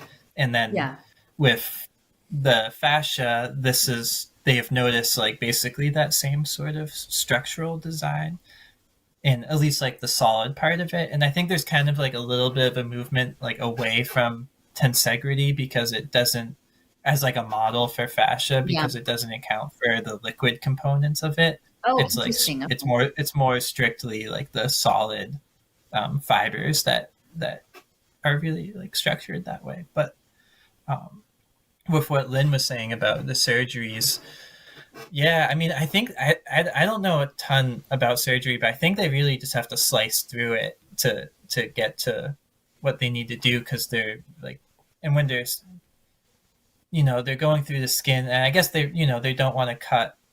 They're not cutting muscle, they're stitching it back together. And then that should help the fascia, like, because it's like within every layer of the muscle. So it should help it reconnect, but there's definitely like likelihood, and depending on like the specific situation and the surgeon, that you would still get a lot of restriction in that area because of the way that it would heal. It probably wouldn't heal like, super smoothly on the whole, the contraction of the fibers and stuff. And like adhesions, like surgical, is that like where things don't heal? Like they get stuck, like this stuff doesn't move? Like I always hear about people having adhesions. Yeah, exactly. It's and basically then, that. It's like stickiness. Well, and I keep thinking. Sorry. You go. Well, no, just about like the whole birthing industry, like the medicalization of birth, and then the primacy of cesarean sections, especially like elective ones, right? Or creating conditions in hospitals that lead women to sort of stall out and not be able to have, you know, the birth experience they want to have. And then they have the surgery, and just the impact of that, like the trauma on the body, but then also like if the body is holding like emotional trauma, like in epigenetics, because that's the other piece of like the water is like how it's not just the genes, it's how they're expressed. And there's this sort of dance between like the cellular, you know, water and the DNA in terms of what gets presented. It makes me just think on all of these things. Like even I don't know if I was telling Lynn, maybe it's somebody else, like about the mammograms. And I'm not trying to be heretical here, but like if your tissue holds trauma, like those are never fun. Like, and so like in you know, now they've got, you know, infrared phone wands, you know, that are supposed to figure out all these problems. Like, why are women going every year and like getting their breast tissue smashed, you know, and radiated, and irradiated. And then a lot of times there's like trauma because there's like false positive things about it. But then like, I'm just thinking like, anyway, body stuff, you know, but like the C-sections and the incisions and the birth process and whole microbiome and virome being sidetracked. And it just, the whole thing seems really like, we actually have a real culture. Our real culture does this. It's like, so I mean, all the surgeries are disrupt. It can cause all sorts of issues and adhesions in the body, and all the emotional stuff associated with it, and definitely. Big. I mean, and I don't mean for like, people who actually definitely need surgical. Like, I'm not trying to like. Of course. But it's just these things that are like regularly normalized. You know, I think about like the intergenerational impacts of that. Inducing birth is a very traumatic thing. It's a very unnatural thing. It's a terrible thing, because it speeds up the process. And but of course, in cases, you know, it's necessary if, you know, there's different reasons. Well, a lot of the decisions are being made for other purposes. So like, I know someone that had a mastectomy, and then they did a biopsy and they realized, oh, it wasn't actually malignant. Necessary. So it wasn't necessary. It was so people are doing surgery for they're having people do surgery for preventative, you know, for cautionary things. That's, which is crazy to me. You know, like that should be a last case, you know. If you have the gene, they go ahead and do the mastectomy in advance of you ever getting it. Yeah. Right. There's like a proactive move. So did you want to say anything about these that you sent me? I can't bring the article up because it's it's a paywall thing. But. Yeah, it's just interesting that's so Ray Hunt. I think this picture, Ray Hunt was involved in that picture, and I don't know which one's Ray Hunt. The Scoville's in the middle. Okay. Yeah. But to me, that almost uplifts the tensegrity. I mean, that is like, I mean, along with the Pegasus, sort of an icon of Dallas, like modern Dallas. And when also look at the balls, the buckyball. So thinking of that as a fascia, as those nodes, and then the connective tissue on the ball. A lot of times when you see the Internet of Things or futuristic. When, you know, like on people's backdrop of their LinkedIn profile, it'll have those connective nodes, and that's often used as a symbol for futuristic things, for presentations. And it's just, you know, dots and lines, but they'll also show the world or a map, and it'll show that when they're talking about wireless networks, you'll see that it looks very much like the ball. Well, you mentioned that they changed their name to Switch, the mustard seed, is because I didn't realize that. What's funny, I've been researching switchers for Ethernet switchers because I need to network some things just locally here, and so I was just looking at it. But a switch, what it does is you have all these connections, and then it determines like, oh, these, if you want to send a signal, I want to talk to that computer, but not that computer, or whatever, you know. So it's like it opens up that communication that direction. Exactly. Right. And so there's a clip here. Why don't I just, maybe I'll just show it real quick and then we can jump back here. But there's a clip where they talk about communication. This was the biological information communication. Where is it? Let me find it. I highlighted it. But it really hit home with blocking, about blocked communications. Here we go. All right. So this is Michael Levin and friends.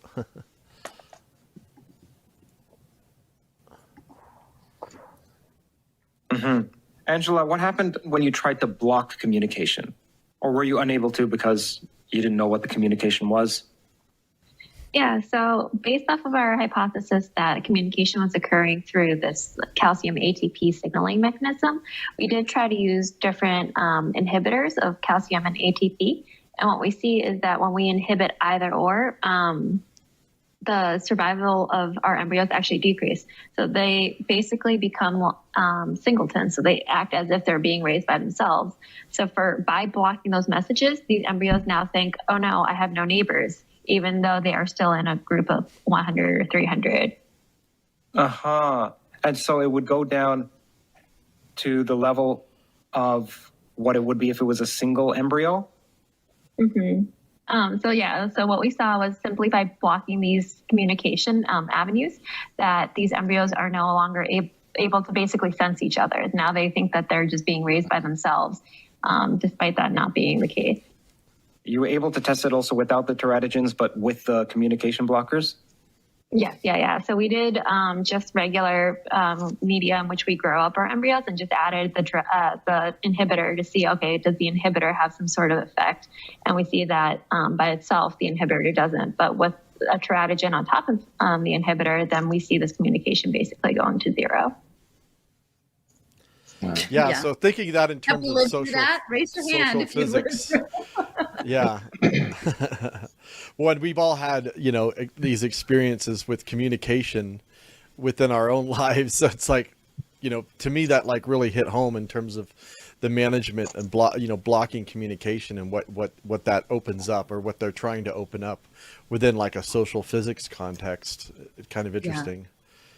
Totally. Yeah, and to because it might not be clear for people like what that clip was and what she was talking about, what the experiment was to begin with. But that so she was, I don't know what kind of embryos they were. I think frogs or the ones he did the xenobots with. Xenobots, that type of frog that they were growing. Basically, this experiment that with single embryos in the presence of what they call a teratogen, but just like basically a bad thing, something that'll mess them up. It was so like when an embryo's by itself, it'll mess it up and it won't grow well and all of that. But just by having other embryos present, so like normally in an organism, like one embryo would grow into the whole thing, but when you put a bunch next to each other, they're able to grow as if the teratogen wasn't there at all, just by having this like group effect. And then she's talking about what they think were the signaling mechanisms for how the embryos were communicating. So the calcium ATP channels, and by disrupting that, they're able to like recreate what it would be like if the embryos were by themselves, like cutting off the communication, so the embryos thought that they were by themselves anymore. So well, it's also interesting they talked about their survival. They thought, well, you would think that they're with there being more, there'd be the survival level would decrease, but they said, oh, it was the opposite. It actually, the more there were, the survival of the group actually was greater. That was kind of interesting too. Yeah. Well, that they is go the on shared. to talk about the group. Yeah, the shared intelligence, and the Levin brings up later the phenomenon like people guessing jelly beans in a jar. And everyone's like wildly off, but if you average a bunch of guesses, like the crowd is pretty much like exactly accurate. Yeah. Allison? Well, that's all what YAS is about. Like the tokenized democracy and the futarchy and the voting is that this wisdom of the crowds. I can't remember, there was an Israeli scientist who was specialized in that with Kohelet that they were very connected to. But again, and that goes back to school choice and this alliance for decision making in the kids is like getting some sort of way of signaling. Like, it's interesting if you even think about, like, I've heard in universities over the past 10 years that they would have like clickers. So the teacher might, if you have a huge class of like 200 students, they might ask a survey question, and then you have a clicker to give an immediate signal back. And so I think that's part of this like direct democracy. And maybe if you don't mind, just I want to mention the whole thing with the water and the water holding memory, that I think that there's a huge piece of this that's linked to wastewater management. And UN SDG Sustainable Development Goal 6, I think, is like sanitation and water management. And so maybe I could just loop in Sean, if you're willing to say something about Verily a little bit, and then we can maybe like loop it into Lynn with Verily being in Dallas, because I was really shocked to find out that Verily was operating out of North Texas. Yes. So for those that aren't familiar with the company, it's called Verily Life Sciences. It grew out of a Google moonshot. So Google X moonshot created Verily, which is now a subsidiary of the Alphabet company. And they teamed up with Stanford and Emory University during the 2020 lockdowns, to implement sort of the test run of what's called wastewater-based epidemiology or wastewater surveillance.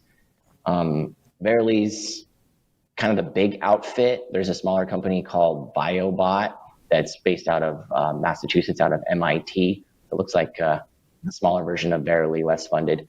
But just the idea, the way it works is Verily's going around to various municipalities and creating contracts with the water districts, wastewater district, to take biological samples of liquid and sludge material from the sewage, the wastewater treatment, and then they run those through their labs. And of course, to do, they're looking for viruses is the what they say they're doing, of course. And I think there's some implement there to virus monitoring and lockdowns and trying to control the population through what we saw a few years ago, but then looking at a much bigger scale of the human computation. What are they actually looking at in the wastewater?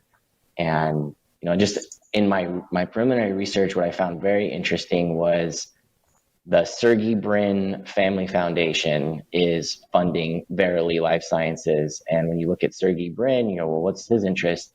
So Sergey Brin's father is Michael Brin or Mikhail Brin. And he was a mathematician who was very interested in dynamical systems.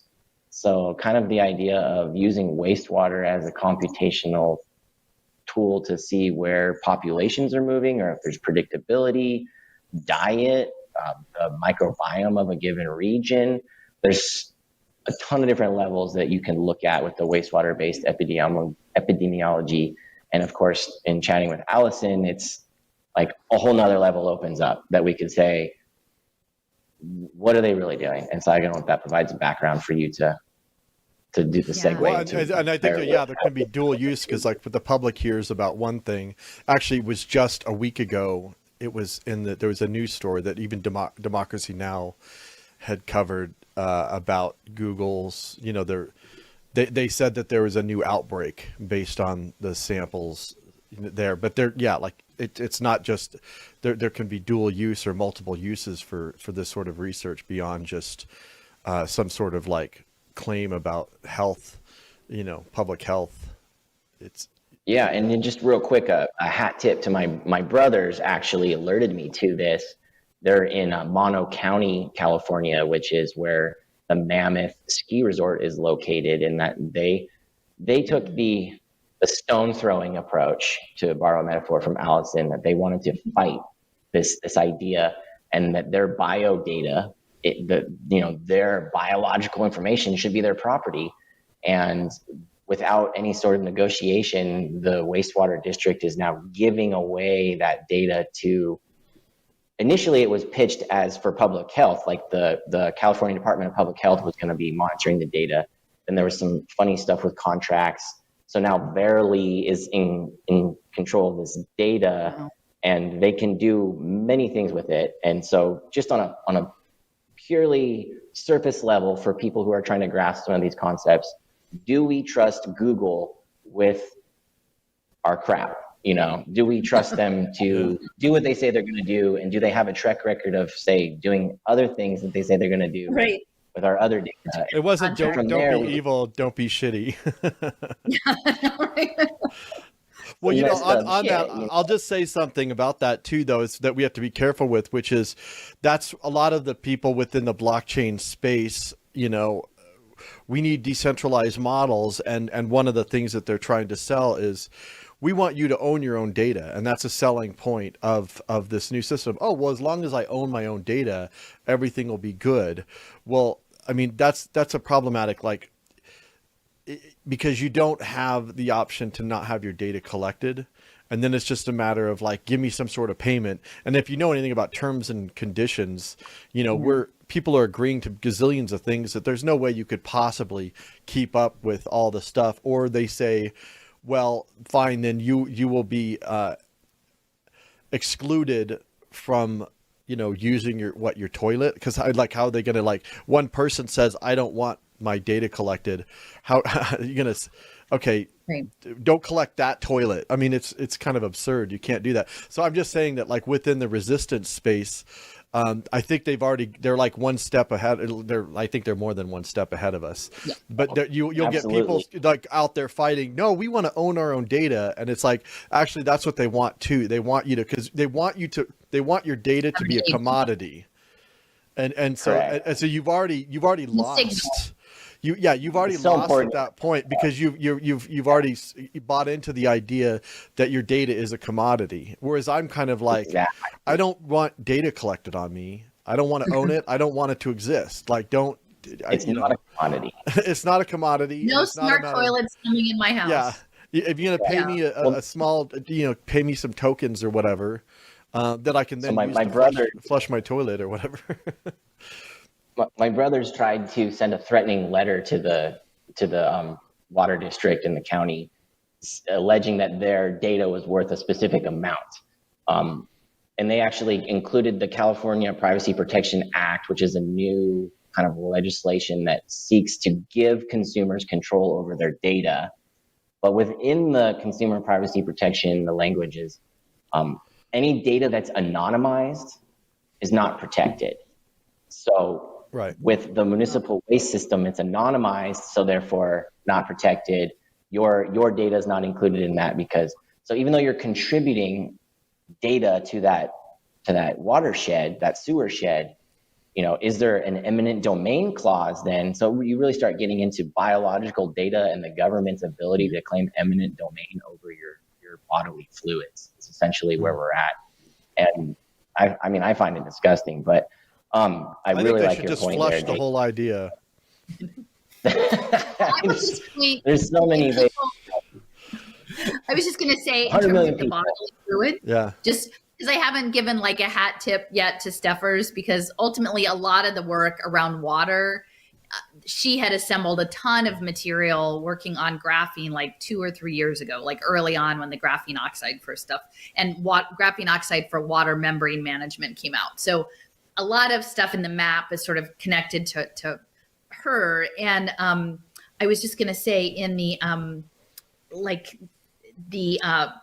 she had directed me to an old video by this person, Astrid Stuckelberger, who I don't know Astrid, but I guess she's kind of making the rounds on, she had a TED talk on the Health Freedom podcast lately.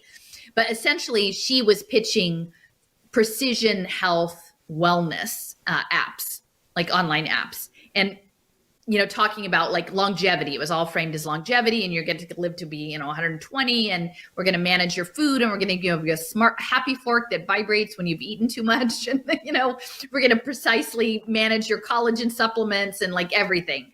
And of course, now she's like, this is what I keep saying, is that this is the whole point of the health freedom movement, is to move people into nano-laced nutraceuticals so they too can be part of the liquid computing system, only under a different narrative. And like in that, the name of the app that I don't know that it was real, but like, I guess they're really talking about it with that placeholder name in like 2013 was Pimp My Health. Literally, that was the program was called. And it's kind of egregious because she's like trying to look kind of classy. And like, literally they're like, and then I go on the app, Pimp My Health. I take the digital pill, Pimp My Health. And like, it is crass. Like, I don't even know why you would pick that. But it's interesting, in the backdrop behind her on this TED Talk, it was in Lausanne, Switzerland. And so it had a border of Switzerland, and that was reddish. And to me, these colors are very optogenetic-y, the bright red and the bright blue. But it was iridescent, almost like the eggs, like the embryo eggs. And then in the middle was a big cross, like the Swiss cross, but it was silver or diamond and sparkly. And you can see, I don't know if you can see on her blouse going up, there's a line that's all sparkly. And so it definitely looks like a nano, like this biohybrid interface. Like, and when you look at Switzerland, the border looks a lot like a stomach. Like at least the way it was represented in the thing was just an outline. It looked like a stomach, which was the live tissue, and then the X in the middle was like, could be the nanostructures or the self-assembling nanoparticles. And then a big piece of ultimately what we're looking at of being part of, like, there's like us being agents in a superorganism, which is sort of the Gaia fascia like angle that I'm taking. But then also the individual agents might have what's called a holobiont, which is something we briefly talked about before, Leo, like with that Curve Labs thing. There was something about which is essentially a host. And then all of the colonization of like more minor microorganisms that live in communion with a host organism. And so it's not exactly the same as a superorganism, which is like a bunch of units that are sort of peers. This is like a major main thing. And so the holobiont is directly connected to the microbiome and the virome. And then they're making the case that that's directly linked to your mental health and your wellness of your gut, which is something Astrid was talking about, why you need a digital pill to track your mental health in your gut. And so I feel like all of this stuff going together, and again, we're maybe stretching off of the liquid water fascia stuff a little bit, but I could see that these wastewater scans might be linked into like assessing community mental health statuses based on residue in the sludge, that they would start telling stories about what that was, and then medicating people, because we've heard of like putting lithium in the water. Maybe we should do these other things. And then the one other piece is about the water is that when you have these membranes, Steffers found an article from, it's maybe 10 years old, from Oak Ridge, actually. And it was talking about water having quantum tunneling properties when it was contained in a membrane of something called beryl, which is spelled BERYL. So not like a barrel of wine, but like a beryl is a different kind of mineral. And when you look it up, beryl itself is like a low grade of emerald. Like if you have a high quality beryl, it verges on becoming an emerald. And so in that, just in terms of wordplay, the digital identity system, which also has a mental health management aspect, is green light credentials in Dallas, the Minaj Cuddy, the green light. And I'm like, why is it green? Like, I know red light and blue light are optogenetics. Like, what is the green light? But could it be related to emerald? And then later on, we find out that Michael Levin is being funded by Emerald Gate Foundation. And then that emerald, they seem to be very involved in structured water and consciousness. And they're funded by Silicon Valley. Like the head of this Emerald Gate Foundation was the former head of research and innovation at SAP.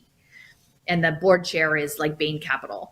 So you've got like very high level finance people like attached to emerald things and possibly water and quantum tunneling, which just to me kind of, I'm like, does it flow back into Julia Mossbridge and retrocausality and like multiverse? Like when I see that the the Reunion Tower with that dome, all of it is about lifting up off of the ground. Like, and it feels like we're in this phase transition into a multiverse, like it's something that is disconnected from the grounding of the earth and into the ether, you know, the ethereum. And in that space, having access to arborize different like channels of a multiverse. And, you know, and if you think about it, Pegasus is a flying horse.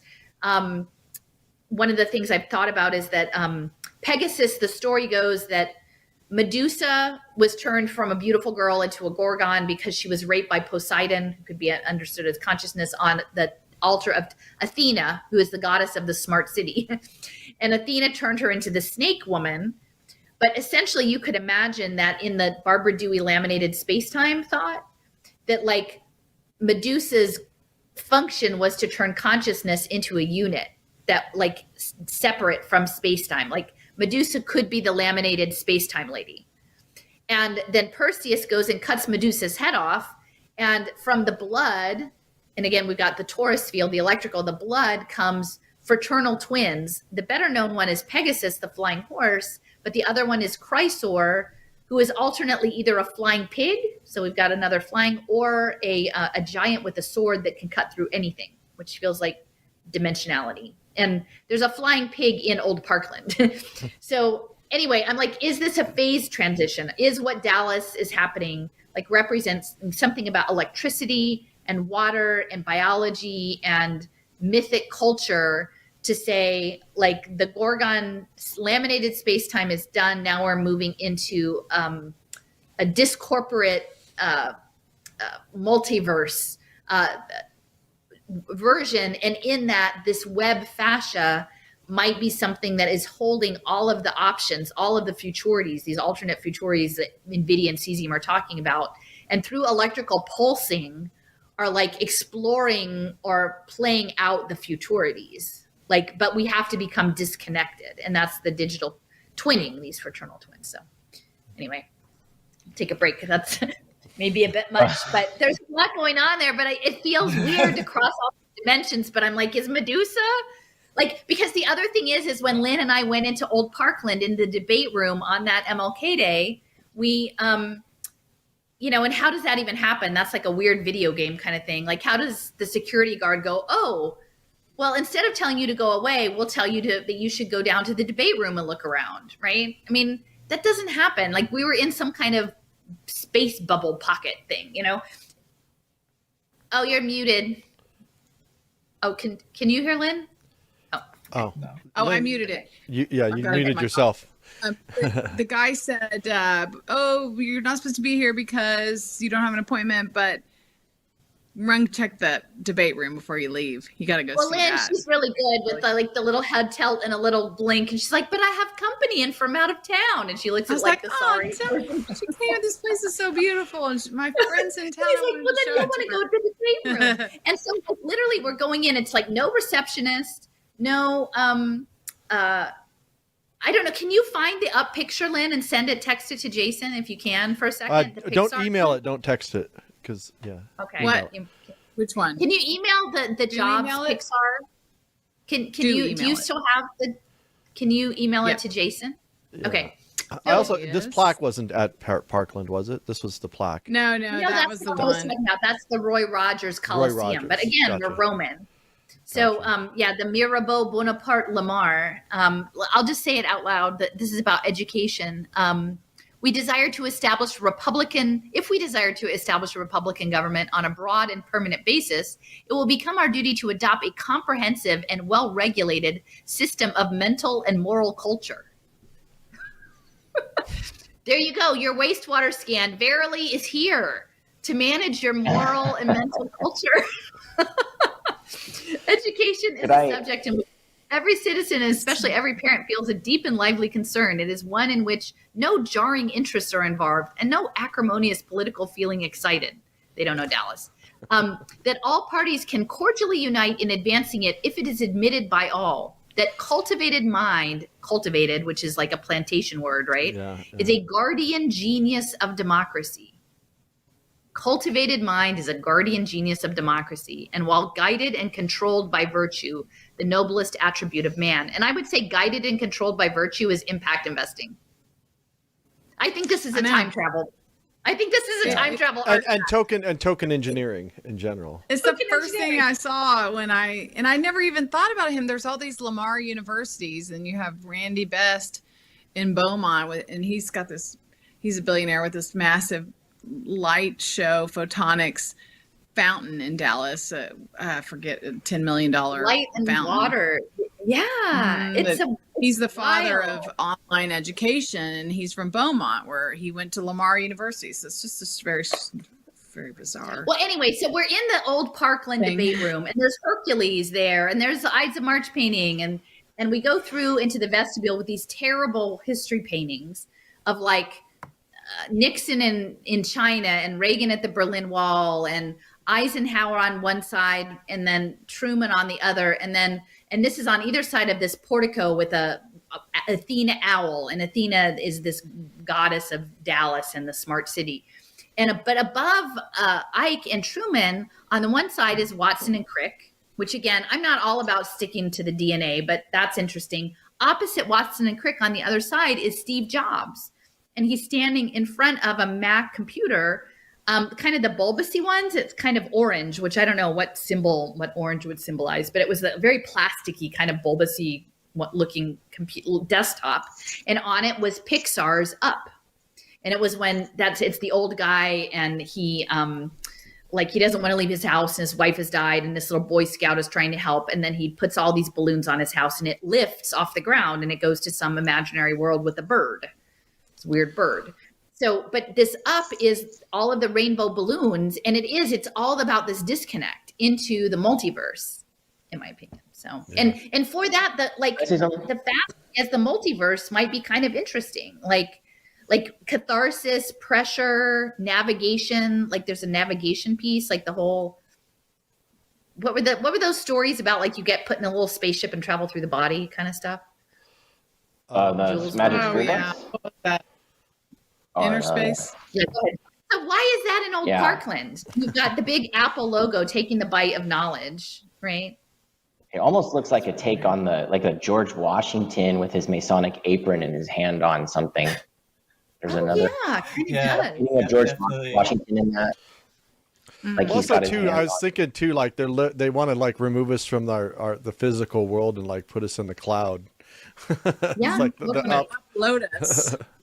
I was going to upload us. Yes. When you were talking about Astrid's garb, her clothes, Astrid. Yeah. So her sweater had that silver zipper, right? And I see that as the silver thread, which is a metaphor in Mayan cosmology to the dream world, but it's also the silver cord if you just look it up. And so this is just straight from Wikipedia, the first thing that comes up, silver thread metaphor. And it's the silver cord in metaphysical studies and literature, also known as the Sutratma. There's a yoga connection, or life thread of the Antahakarana, which refers to a life-giving linkage from the higher self, so the soul, the body, connection down to the physical body. So I don't know, like I feel like when you're keying in on the title of her talk and the clothes that she chose to wear, it is significant when you go on for a TED talk and there's some conscious thought to what she wore and what I think she's trying to subtly suggest. Wasn't just something from the Gap or whatever, Yeah, definitely. And that's the genius, right? Like that thread through. And then you went on a very long. You wove a lot of things together, but at the beginning. And I'll just one last thing about wastewater, and then I'll let it go. But the other company that I started looking at, which is the smaller version of wastewater, is called BioBot. And on their website, they have their partners. One of them is American Family Insurance Institute. So there you have the social impact investing partnership. So very clear cut.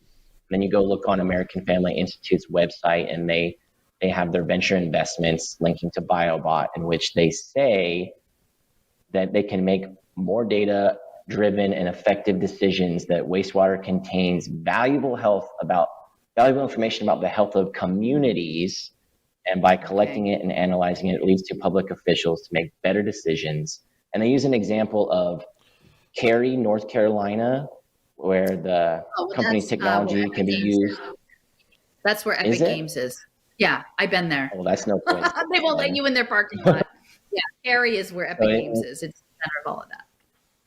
And they measured, its first product measured opioids and other drug metabolites in sewage so they could look at specific neighborhoods in an effort to establish harm reduction. So it just really echoes what you were saying at the beginning of social impact investing, health metrics, mental health, diet, microbiome. All of that is on the very base level of what wastewater surveillance is doing. And we have over 100 million people now on some form of wastewater-based surveillance system. And, you know, surveillance so when I being... look for my house, I should get a septic tank, right? Absolutely. And then they probably have special services for the septic tanks so that when they drop off 1,000 gallons, they're going to be like, whoa, we gotta dispatch somebody out there quick. But yeah, thanks for the opportunity to share some of that about wastewater. Yeah, I was just looking up some different articles that were coming up recently, but because it was just, it's been in the news a bit. Well, do you mind if we still, the guy? Oh yeah, say the game. Just the game, yeah. They're the guy that's the head of Verily, Gillette, is looking at. He said he gives his 8 children, when they turn 8, they get, maybe it's 9 children, I forget. It was a ritual they ceremony. Get a password. Yeah, it's like a ritual where they get their ID. Their gaming ID, so they can do family gaming. And that's going to tie into health, better outcomes for health, and how people are going to, it'll be like little digital doggy biscuits to make you do better with your health and get rewarded for it. Which is ironic. When I was doing go ahead. It's got to be something more than what's the ritual? Yeah. Like he's initiating his children, but what's that? Like the surface of what he's saying, but what's he really saying about the children in that age in particular? It was kind of interesting. Yeah, how 8. Started with she that. said it was when they were becoming the milk 8, which is the Steiner age. Yeah. Yeah, and the Chinese. It's a really important age. It is, and that's 8 spot when it's very important. Yeah, I was just for the Chinese, the 8's a really, really important number too. But yeah, Sean, thanks for sharing all that. That's the wastewater stuff is I hadn't really looked what's at an important before. number? I missed that. 8 years old. Oh, okay. Interesting. Yeah, in terms of like the I Ching, like the in Chinese various systems and philosophical stuff, but yeah, just well, number 2 is a very important number for Google. I'm sorry. Oh, geez. You gotta go. Number 2, actually, they pay more for number 2 samples than they do for number 1. Ironically, like interesting. There's more information in the solid than there is in the liquid. Interesting. In this case. But, that makes a lot of sense to me. Like I had a job for a few summers where it was like taking care of like a backcountry campsite on the Long Trail in Vermont, and like one of the biggest parts of the job is doing the composting of like it would be like pretty high traffic areas. So you just like you basically are putting in just trash barrels of shit into a bigger bin and then doing the composting and all that with the wood shavings and microorganisms. So I don't know, the whole compost, like what we do with our poop is like pretty like important to me. It's like, yeah, that's super invasive and a lot with the 100 million people. I didn't realize there was that much, the third of the country, and it's growing fast. It's a lot of power. Yeah. Well, do you mind if we play the clip with Lucy, the computer? I think if you type in Lucy, it will, in the map, it should come up. Oh, sure. Because part of what I feel like this is about, it's not just making money or controlling people. Like, I feel like there is some level of next gen post Moore's law computing that involves like biohybrid processing, which I've talked about, but I didn't really have I feel like I'm getting closer to what that actually might look like. And so I'm not sure if Sean has to leave, but there's this guy, John Rogers. Oh, do you have time? Are you able to stay? Me? Yeah.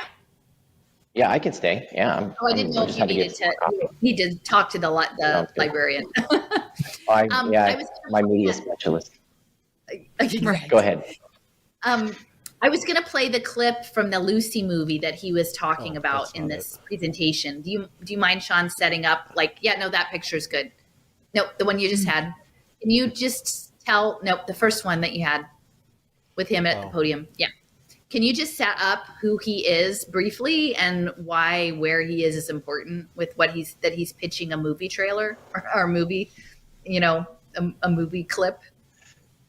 So John Rogers has a more traditional career as a Assistant Secretary of Defense. So he started as an ombudsman for Les Aspin, and kind of this boring, dorky guy, plain guy. And eventually he somehow ends up with this company called RL Leaders. And that's a one to look up because that's a bringing together of Hollywood and a transdisciplinary problem-solving group using Hollywood, actors, DOD, intelligence, military, creatives, bringing them all together to solve the world's toughest problems.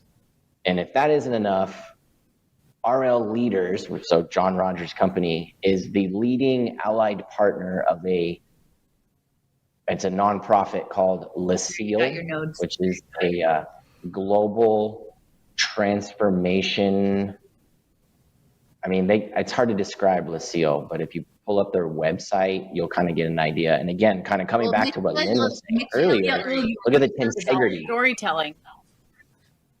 Sorry? Storytelling. Yeah. Yeah. Storytelling. And this is a new website. Deep applied creativity.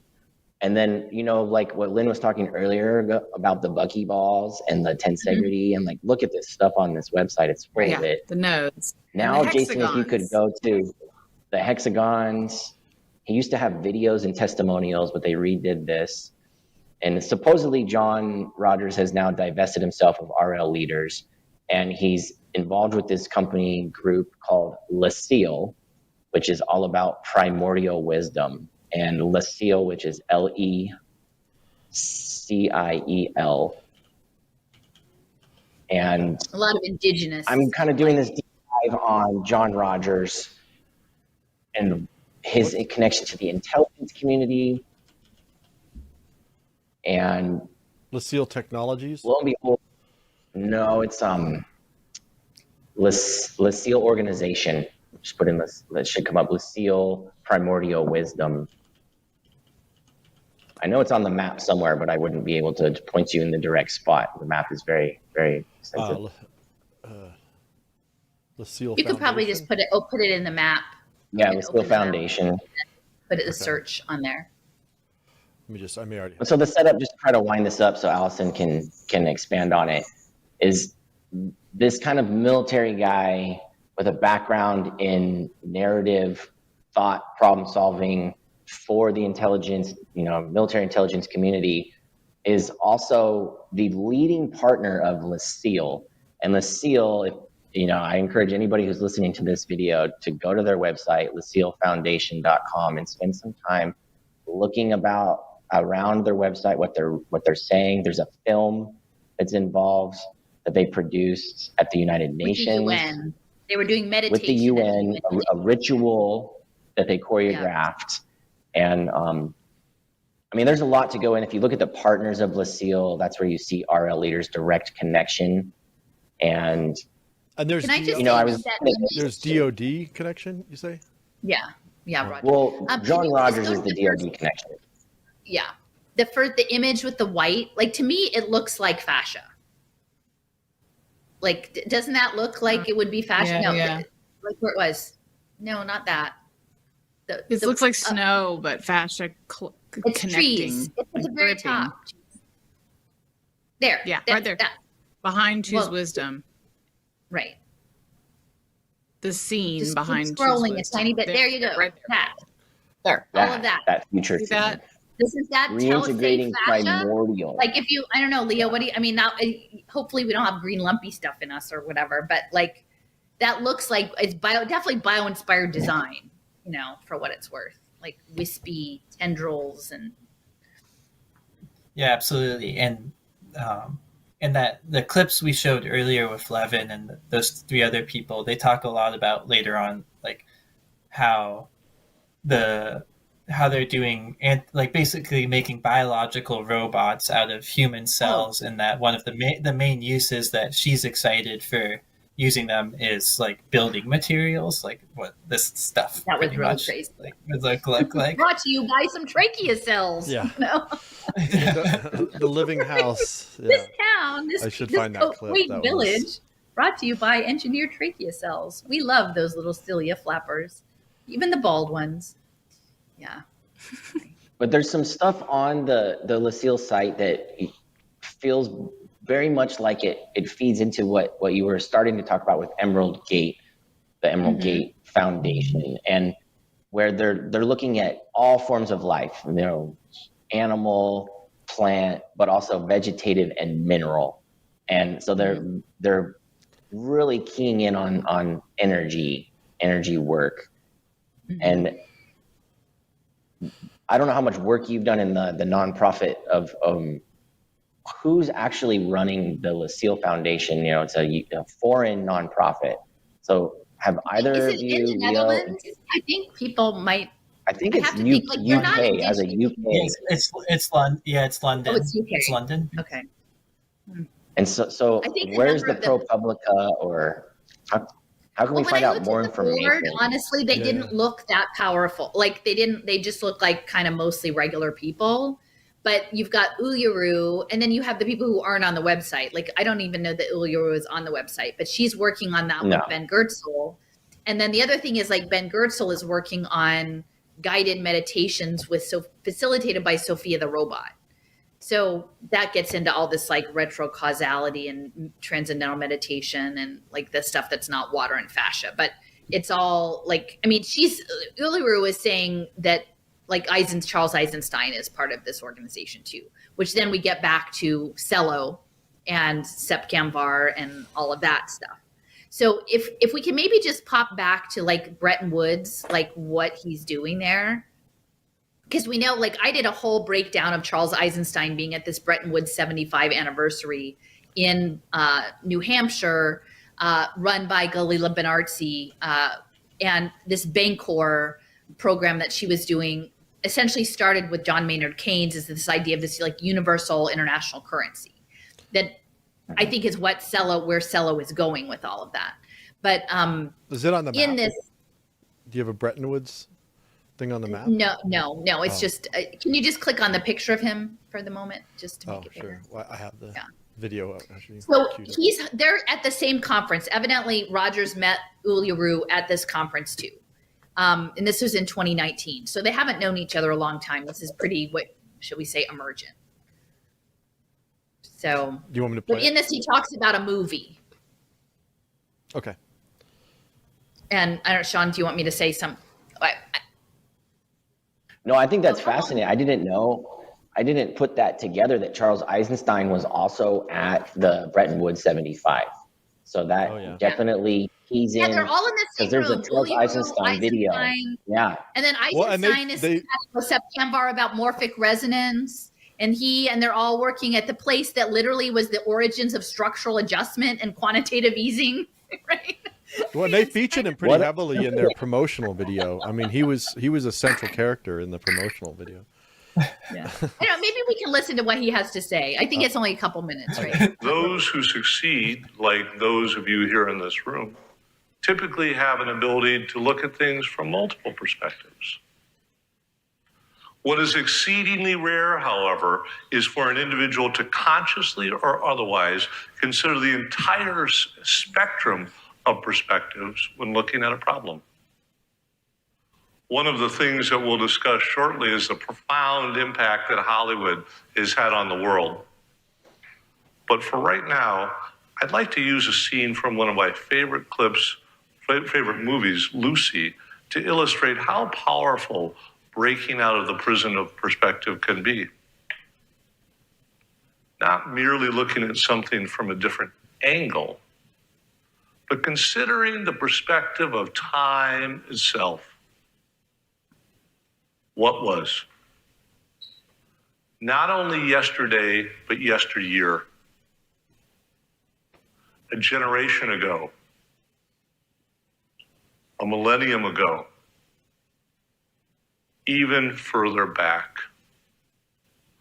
But more than what was at another time, why was it that way? What made it that way? And what unmade it to arrive at the destination we find ourselves at today? Lucy's mind is beyond our comprehension in this clip, surely in part because of the fact that she is literally able to access the perspective of time and space as if pressing a giant rewind button. But her ability to do this also fundamentally changes the way in which she sees the world. Her current perspective,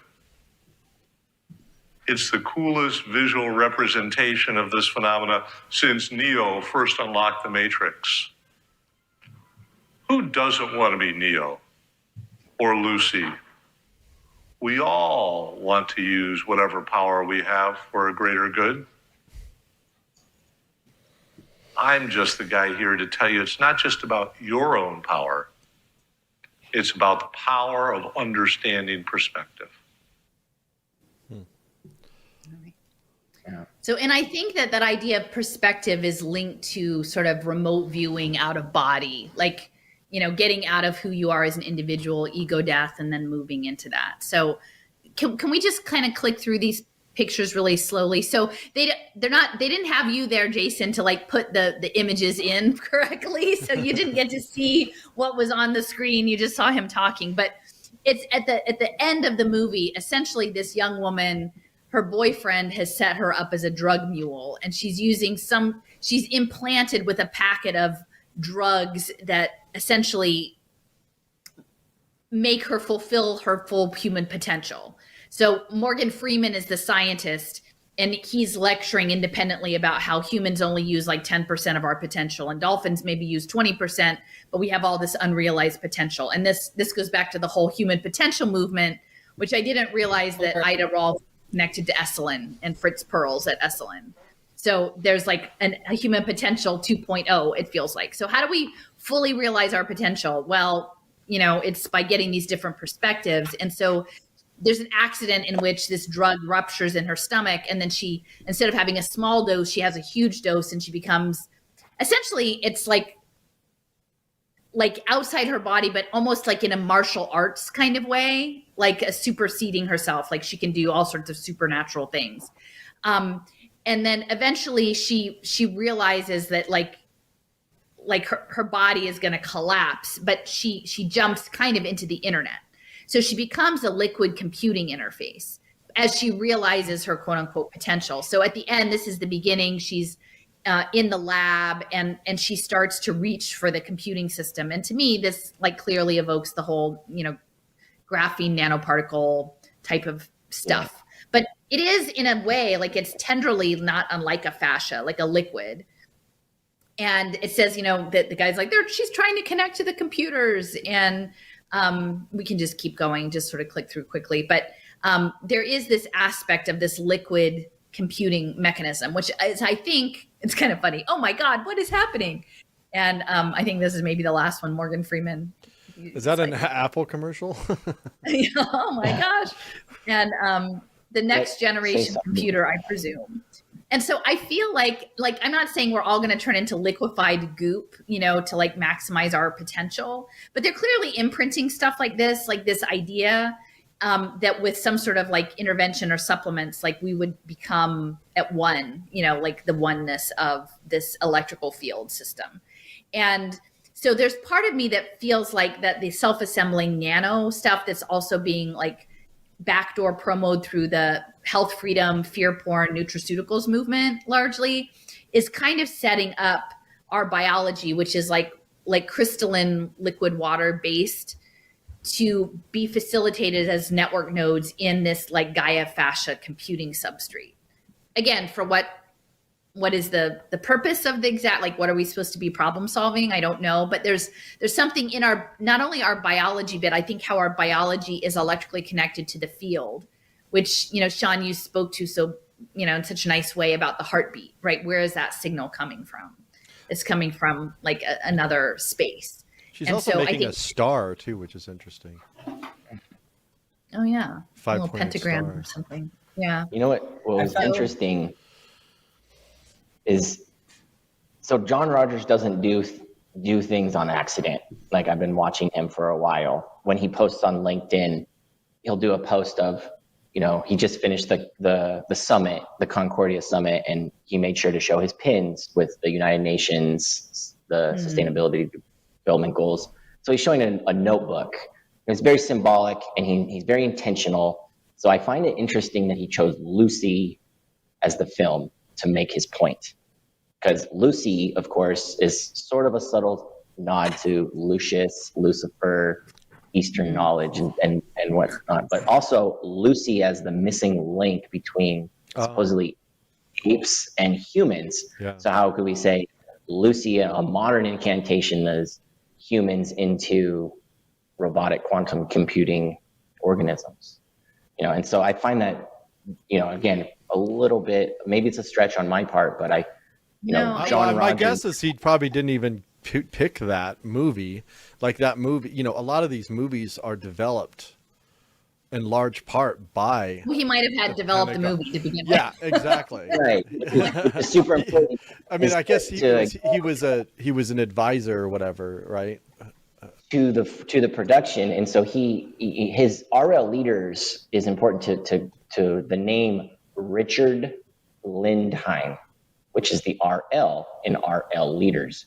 So John Rogers says he founded RL leaders, but Richard Lindheim founded RL leaders in 2006, which grew out of the USC Institute for Creative Technologies program. So if you follow Allison's work, you're familiar with USC ICT. RL Leaders is the private think tank that grew out of that. And when John Rogers came into it, we don't really know all the details. But Richard Lindheim is quoted as saying, the holodeck is our holy grail. And so anybody who knows Star Trek knows what the holodeck is. And Richard Lindheim has been involved in Hollywood for a long time. And so he is a producer, a writer, and I would love to now go and look and see who produced and who wrote Lucy. Is that maybe a Paramount production that grew out of Richard Lindheim's work? It's all very interesting how these things overlap. But I'm fascinated with John Rogers. It's one of those things that you see somebody who looks kind of plain and nonchalant on the outside, and never be deceived by a generic cover of a book, because beneath that there's a wealth of information. Well, and even that Bretton Woods gathering, that 75th gathering, it looks like it could be just any conference. Like if you didn't have the backstory of who the people were and what it symbolized, and that's like the making meaning through cultural context. But what you mentioned about the link or the bridge, Jason, in the map, can you type in hydrogel? Because Steffers had shared this paper with me that was talking about like hydrogel and bioelectronics technology, because I think that the hydrogel, as much as the particles, so the fascia is like, isn't it right? Like there's a structural component and then there's the gel component. So there's different aspects of the structure. And so you can see that maybe if you can, it's not actually coming up. I have hydrogen economy. hydrograph. Oh, you know what? Do you have an rainwater. old version? Oh, maybe I haven't sent you the updated version Well, yet. that's a new Added it. link, right? It changes the I link. guess when you I have upload. to do a Yeah, new just link. pop me a new link and I'll just bring it up. Okay, well, I don't have it so right now. But anyway, Okay. there was it was an article about bioelectronics essentially, and talking about like the whole thing with soft robotics is that trying to make this convergence, this integration, is that you need softness, or like sharp edges don't work well with like water bags, which is what we are. And so the hydrogels are the soft electronics, and there's aspects of like ion movement and electrical movement that they think they can work with nanoparticles in the hydrogels. But they specifically say that it is the hydrogel is the bridge between biology and electronics. So this Lucy, I mean, when I see that looks just like a embodiment of a hydrogel interface, like something that is a bridge between the two. So The Luc Besson. anyway, well, I mean, we're at sort of our three. I don't. Do you want to just have like a closing comment? If everybody, like, I don't know, maybe Lynn's done, but if anybody has anything else that we wished we said today that we missed. Well, just on the Lucy thing, I thought it was how, like, I hadn't seen the movie, but when you described that she was like taking a drug and then that allowed her like all these like this sort of expanded awareness and abilities and stuff, but her body wasn't able to handle it. Like, what's kind of, I mean, that's happening right now to all of us. It's like our bodies can't handle like all these drugs or technology and these things that are going to get into us, like this expanded ability that you get with like going into these systems and like prosthetics, or not, not that people shouldn't get prosthetics, but like that our bodies can't really handle it. And then in order to like exist after that, you have to like, it's bringing you further into like what she did with like, becoming like, more merged with the computer. And like with meditation and like a huge part of, and like in martial arts and Qigong, like training your body is essential to it. Like if you intensively meditate and fast and do all those things without like really working on your body, your like really physical body, you'll like a lot of, it's a pretty dangerous situation, even though it's like you have all these mystical experiences and whatnot, but it can be like become really unbalanced. That's it. Well, I will say too, the Emerald Gate, one of their other partners, the Emerald Gate Foundation that was funding Levin's expanded research with the anthrobots, and they have funders like our partners like Stanford, University of Utah, IONS, like, well known, but one of them is also Maharishi International University, which is the Transcendental Meditation, which is David Lynch and what's the guy, the Schmachtenberger, Daniel. So like, and we know that so many of the hedge fund people are like, very much promoting. And I'm not saying it's bad. It's just to what purpose? Like, are they turning all the children above 8, under 8, into some sort of, channels for this information processing? I don't know. It's, but the fact that Emerald Gate was really focused on subtle energy and auras and structured water, I mean, it says a ton, but that, Gerald Pollack is not, like owning up when the biotensegrity people ask him about the fascia. He's like, oh, we just don't have enough time in the day to possibly do that. And like, if he's doing hydrogels, like, they're doing black ops projects about that, like there's no way they're not doing that. So. Absolutely. Well, in the video with John Rogers and Mihaela Uluru, one of the things he talks about is the Wall Street shaman, which I'd never heard of this guy before. His name's Lawrence Ford. And just that concept, the Wall Street shaman. What would a shaman of Wall Street, and how that fits into this energy work? Like a shaman is there to like heal or guide your sickness or guide your path. And so, I mean, I find those two terms completely incongruent, that there can be a shaman in Wall Street at all. And so once you've accepted that, I mean, it's a false premise. So I don't know. And how it's similarly with some of this stuff with Emerald Gate, like it on the surface, it looks like, hey, benevolent. but then you dig just a little bit deeper and you realize that there's always an motive, an ulterior motive with Wall Street, and it tends to revolve around profit. So the Wall Street shaman makes me think of Edward Dewey from the Foundation for Psych. Yeah, the cycle. Yeah, the cycle. I mean, this Emerald Gate guy came out of SCP. Like when we're talking about, again, fascia,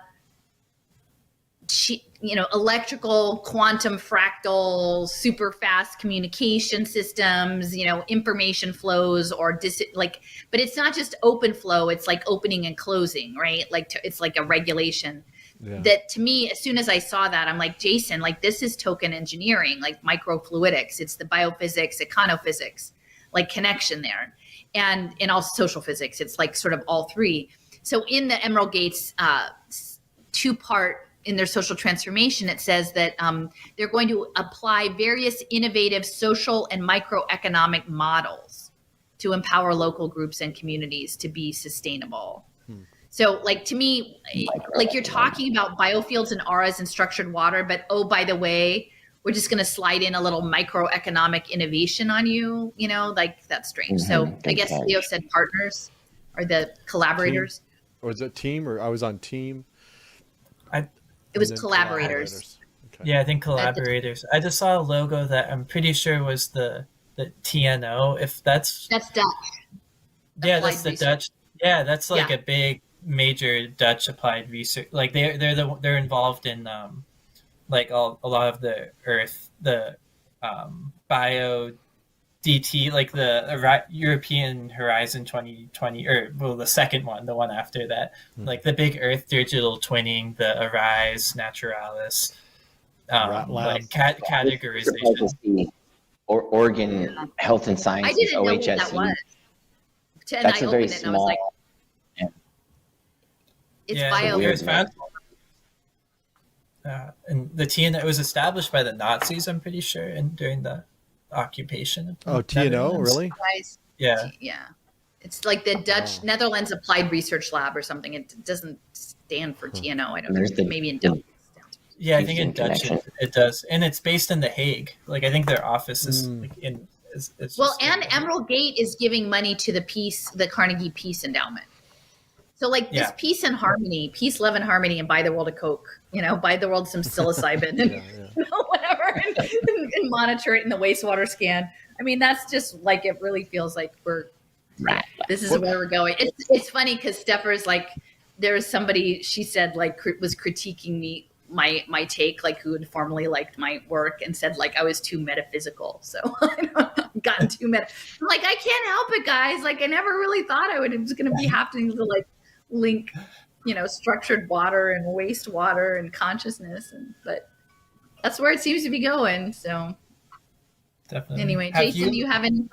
Oh, go ahead. Say, have you have you looked into the because it's all Emerald Gates, it's all funded by one guy, right? Who was the Golden Gate Capital. What was his name? Yeah. Have you looked into him at all? I haven't. I mean, I've been like sort of like pulling the others. I mean, all of the people who are on the board are supposedly based out of Jackson, Wyoming. And I don't know if Jackson is where Cardano's lab is. I think that one of the Cardano labs is in Jackson. That's right. So, but then the 990 address was for San Francisco, and then the 990 was prepared by Price Waterhouse Coopers, and their address was in Salt Lake City. So, I mean, I think just between the constellation of those three locations, you can kind of get a gist of what's what with the. I'm very intrigued by the whole barrel and quantum tunneling effect. To me, I mean, there's part of me because there are aspects of water, like water mediation, that seem to be threaded throughout popular culture around like remote viewing, out of body projection kind of stuff, and I mean, I'm even thinking about like water birthing and all of that, like the role of water in those kind of as a mediator in those states. So, I don't know are we talking like quantum water, Emerald Gate water tunneling into the multiverse? I don't know. Yeah, got a lot of pins. A lot of this stuff is hard. I mean, I'm still trying to wrap my mind around a lot of the biophysics of it, but I'm definitely interested in how that relates to token engineering and things like, you know, the artificial fascia that's being constructed through these digital spaces. So, I mean, I can just, if nothing else, just from a metaphor, it's really helpful for me to think about, you know, what's being constructed. So, yeah. Yeah, we didn't really talk about that at all, but like the whole ecosystem services world and the environmental monitoring and the insurance stuff, like there's a lot of threads with the biophysical stuff and like with how they monitor plants, and because it's all biophysical satellite surveillance, like measuring the light coming off the leaves to determine how much like carbon dioxide they're sequestering and stuff. And yeah, well, and the interplay between, you know, the artificial system and the natural, like it's obviously they're not like separate things. There's a play between the two. So you construct this layer, you know, these protocol layers that then, you know, will they have an impact on our biology, and obviously the psychology. That's a no-brainer. There's no doubt. Yeah, a lot to think about.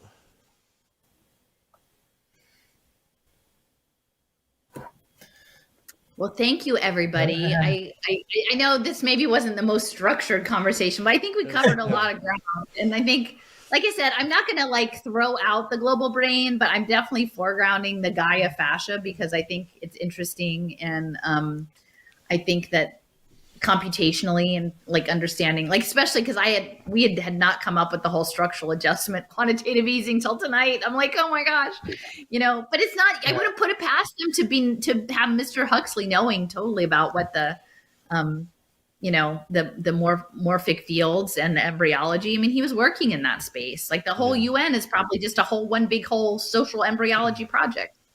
I mean, I guess Reiser said as much. Well, we talked a lot about this, but just how much of it is playing off of things that are happening and how much of it's being programmed. And so like right now they're in the process of writing these protocol layers, which are going to set the boundaries and set the rules of the game, so to speak. So like, to me, that's kind of the global brain is the protocol layer. But then once the boundaries are set and the rules are, you know, put into place, then like the fascia, you know, that's where it becomes the fascia. Yeah. You know what I mean? Well, the other thing is we haven't even got a chance, but I think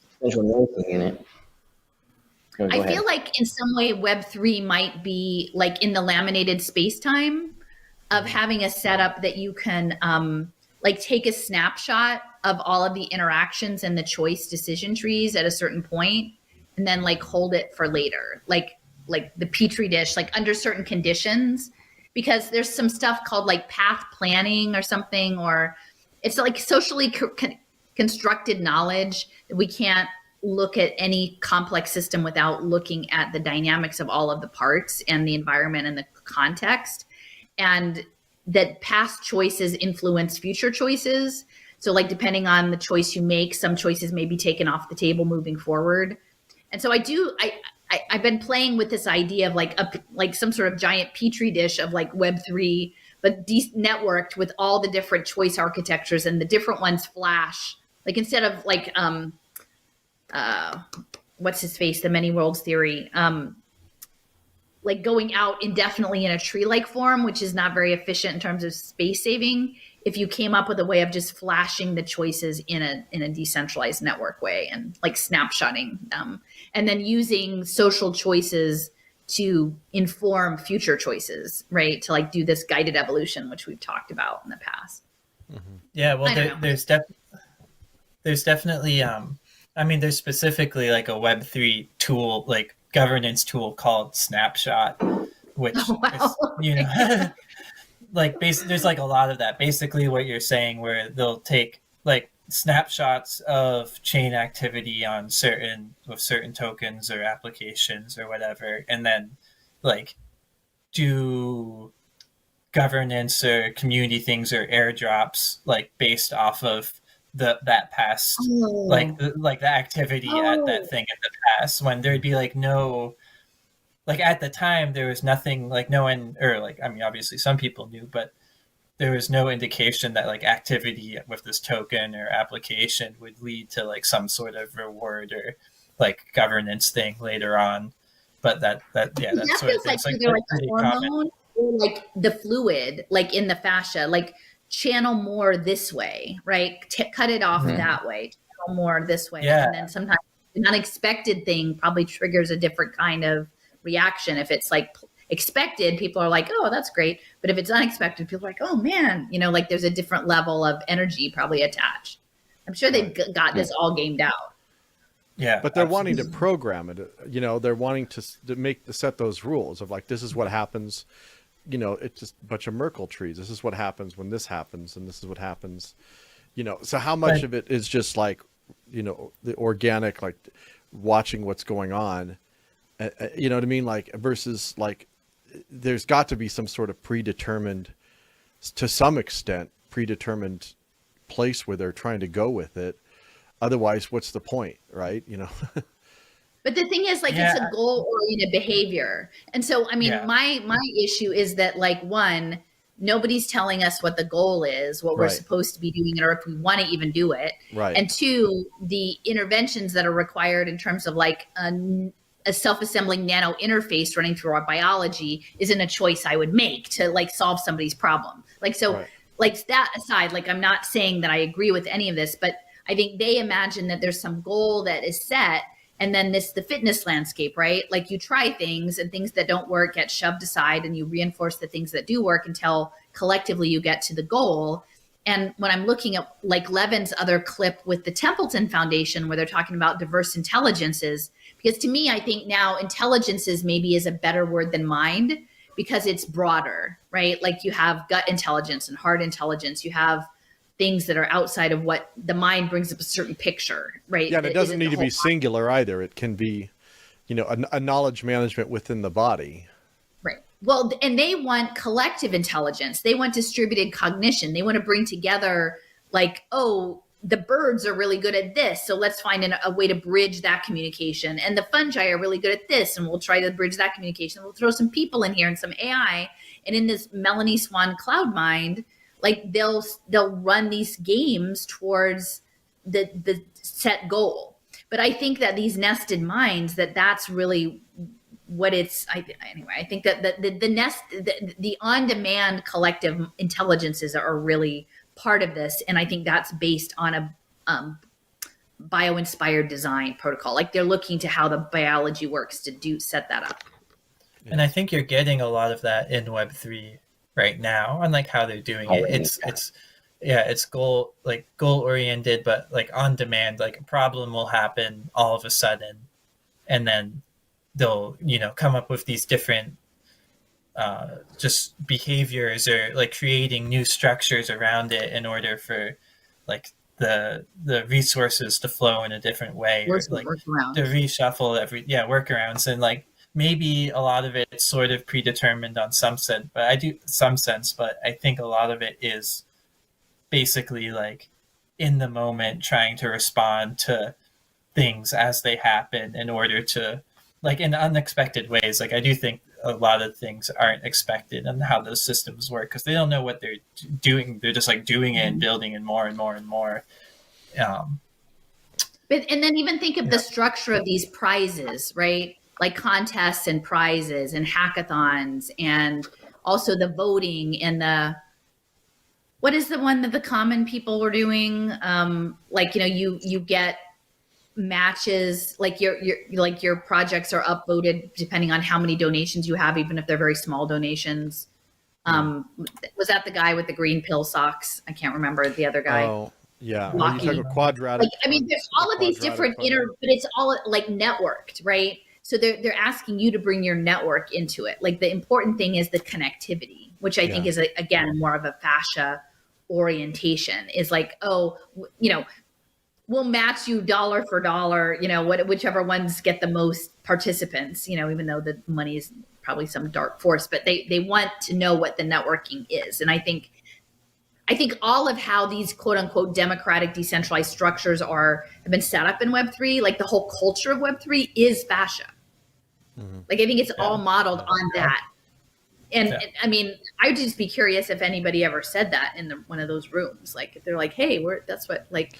I've never, of all the, I've done a lot of video. Nobody said we're doing fascia. I haven't heard the word fascia come up. Well, there's mycelium, I feel like, is the one that.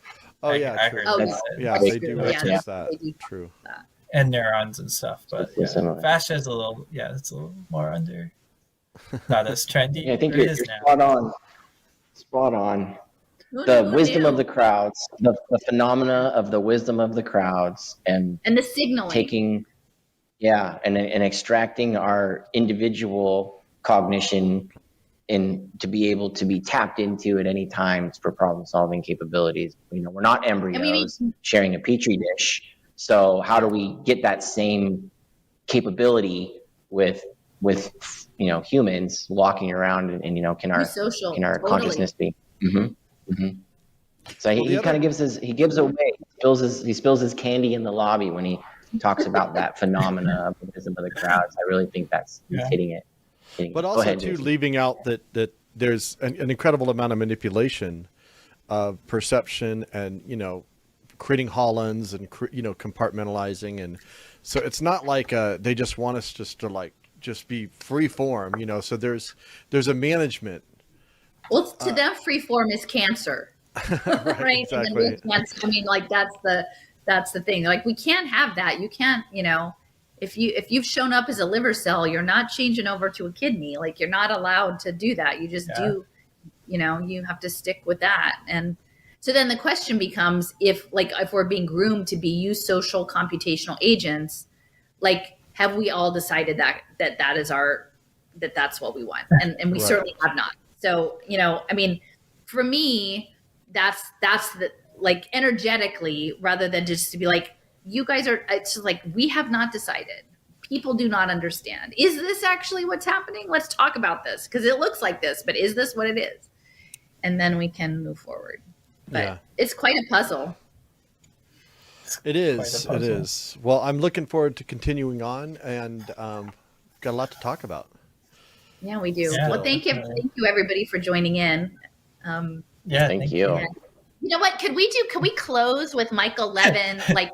No, there's just the short clips, like the one about the information field. Okay. To me, that's the thing. Like as a closeout, I think it would be in the playlist. Can you just go to the playlist I have of Levin, or hold that one? Like to me, him saying that he could visualize the field moving, to me that if you picture in your mind those fibrils with the fluid and the gel and the fascia, and know that that's an electrical signal for a pattern or a coordination. A lot of times the Web3 people are always talking about, coordination issues, or these are going to solve coordination issues, that's what's happening. Is this the one? I have my own playlist. You have it named. Well, this is off your. I grabbed it from your playlist. Bioelectric field information transmission. I think so. Yeah. Okay. I just imported it into the thing. I took this directly off of your playlist.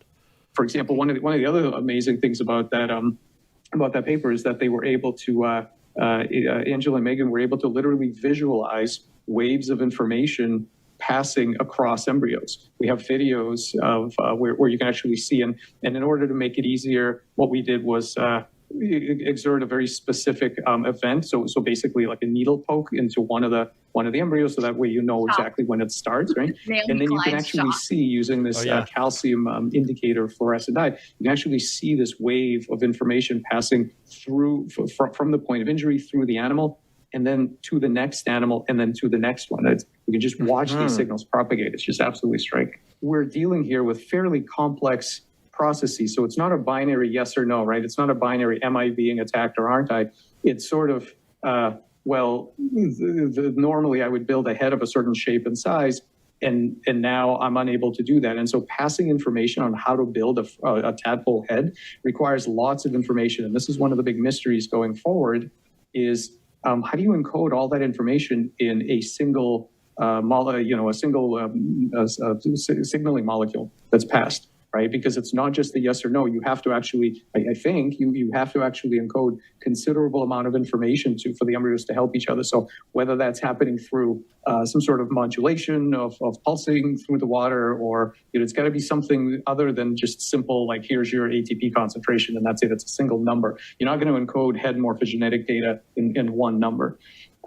And the other thing to mention is that these projects are also going to come together because one of the things that I would really love to see is how this shakes out in the Anthrobot case. So one of the things that we will be doing in the future is looking to see, do the Anthrobots communicate with each other? Do they communicate with the other tissues that they find themselves in an environment with? What's how general is this? Because obviously it begins in the frog model, but of course, as Angela said earlier, ultimately you might want to basically fake it for biomedical purposes. So whatever signal is allowing tissues and organs to form properly, you would in these high density groups, you would want to be able to induce that on demand in the patient.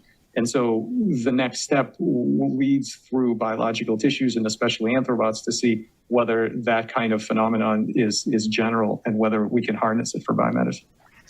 Yeah. And then just scale it up to social physics, baby. There you go. We've got some commenting to do, guys.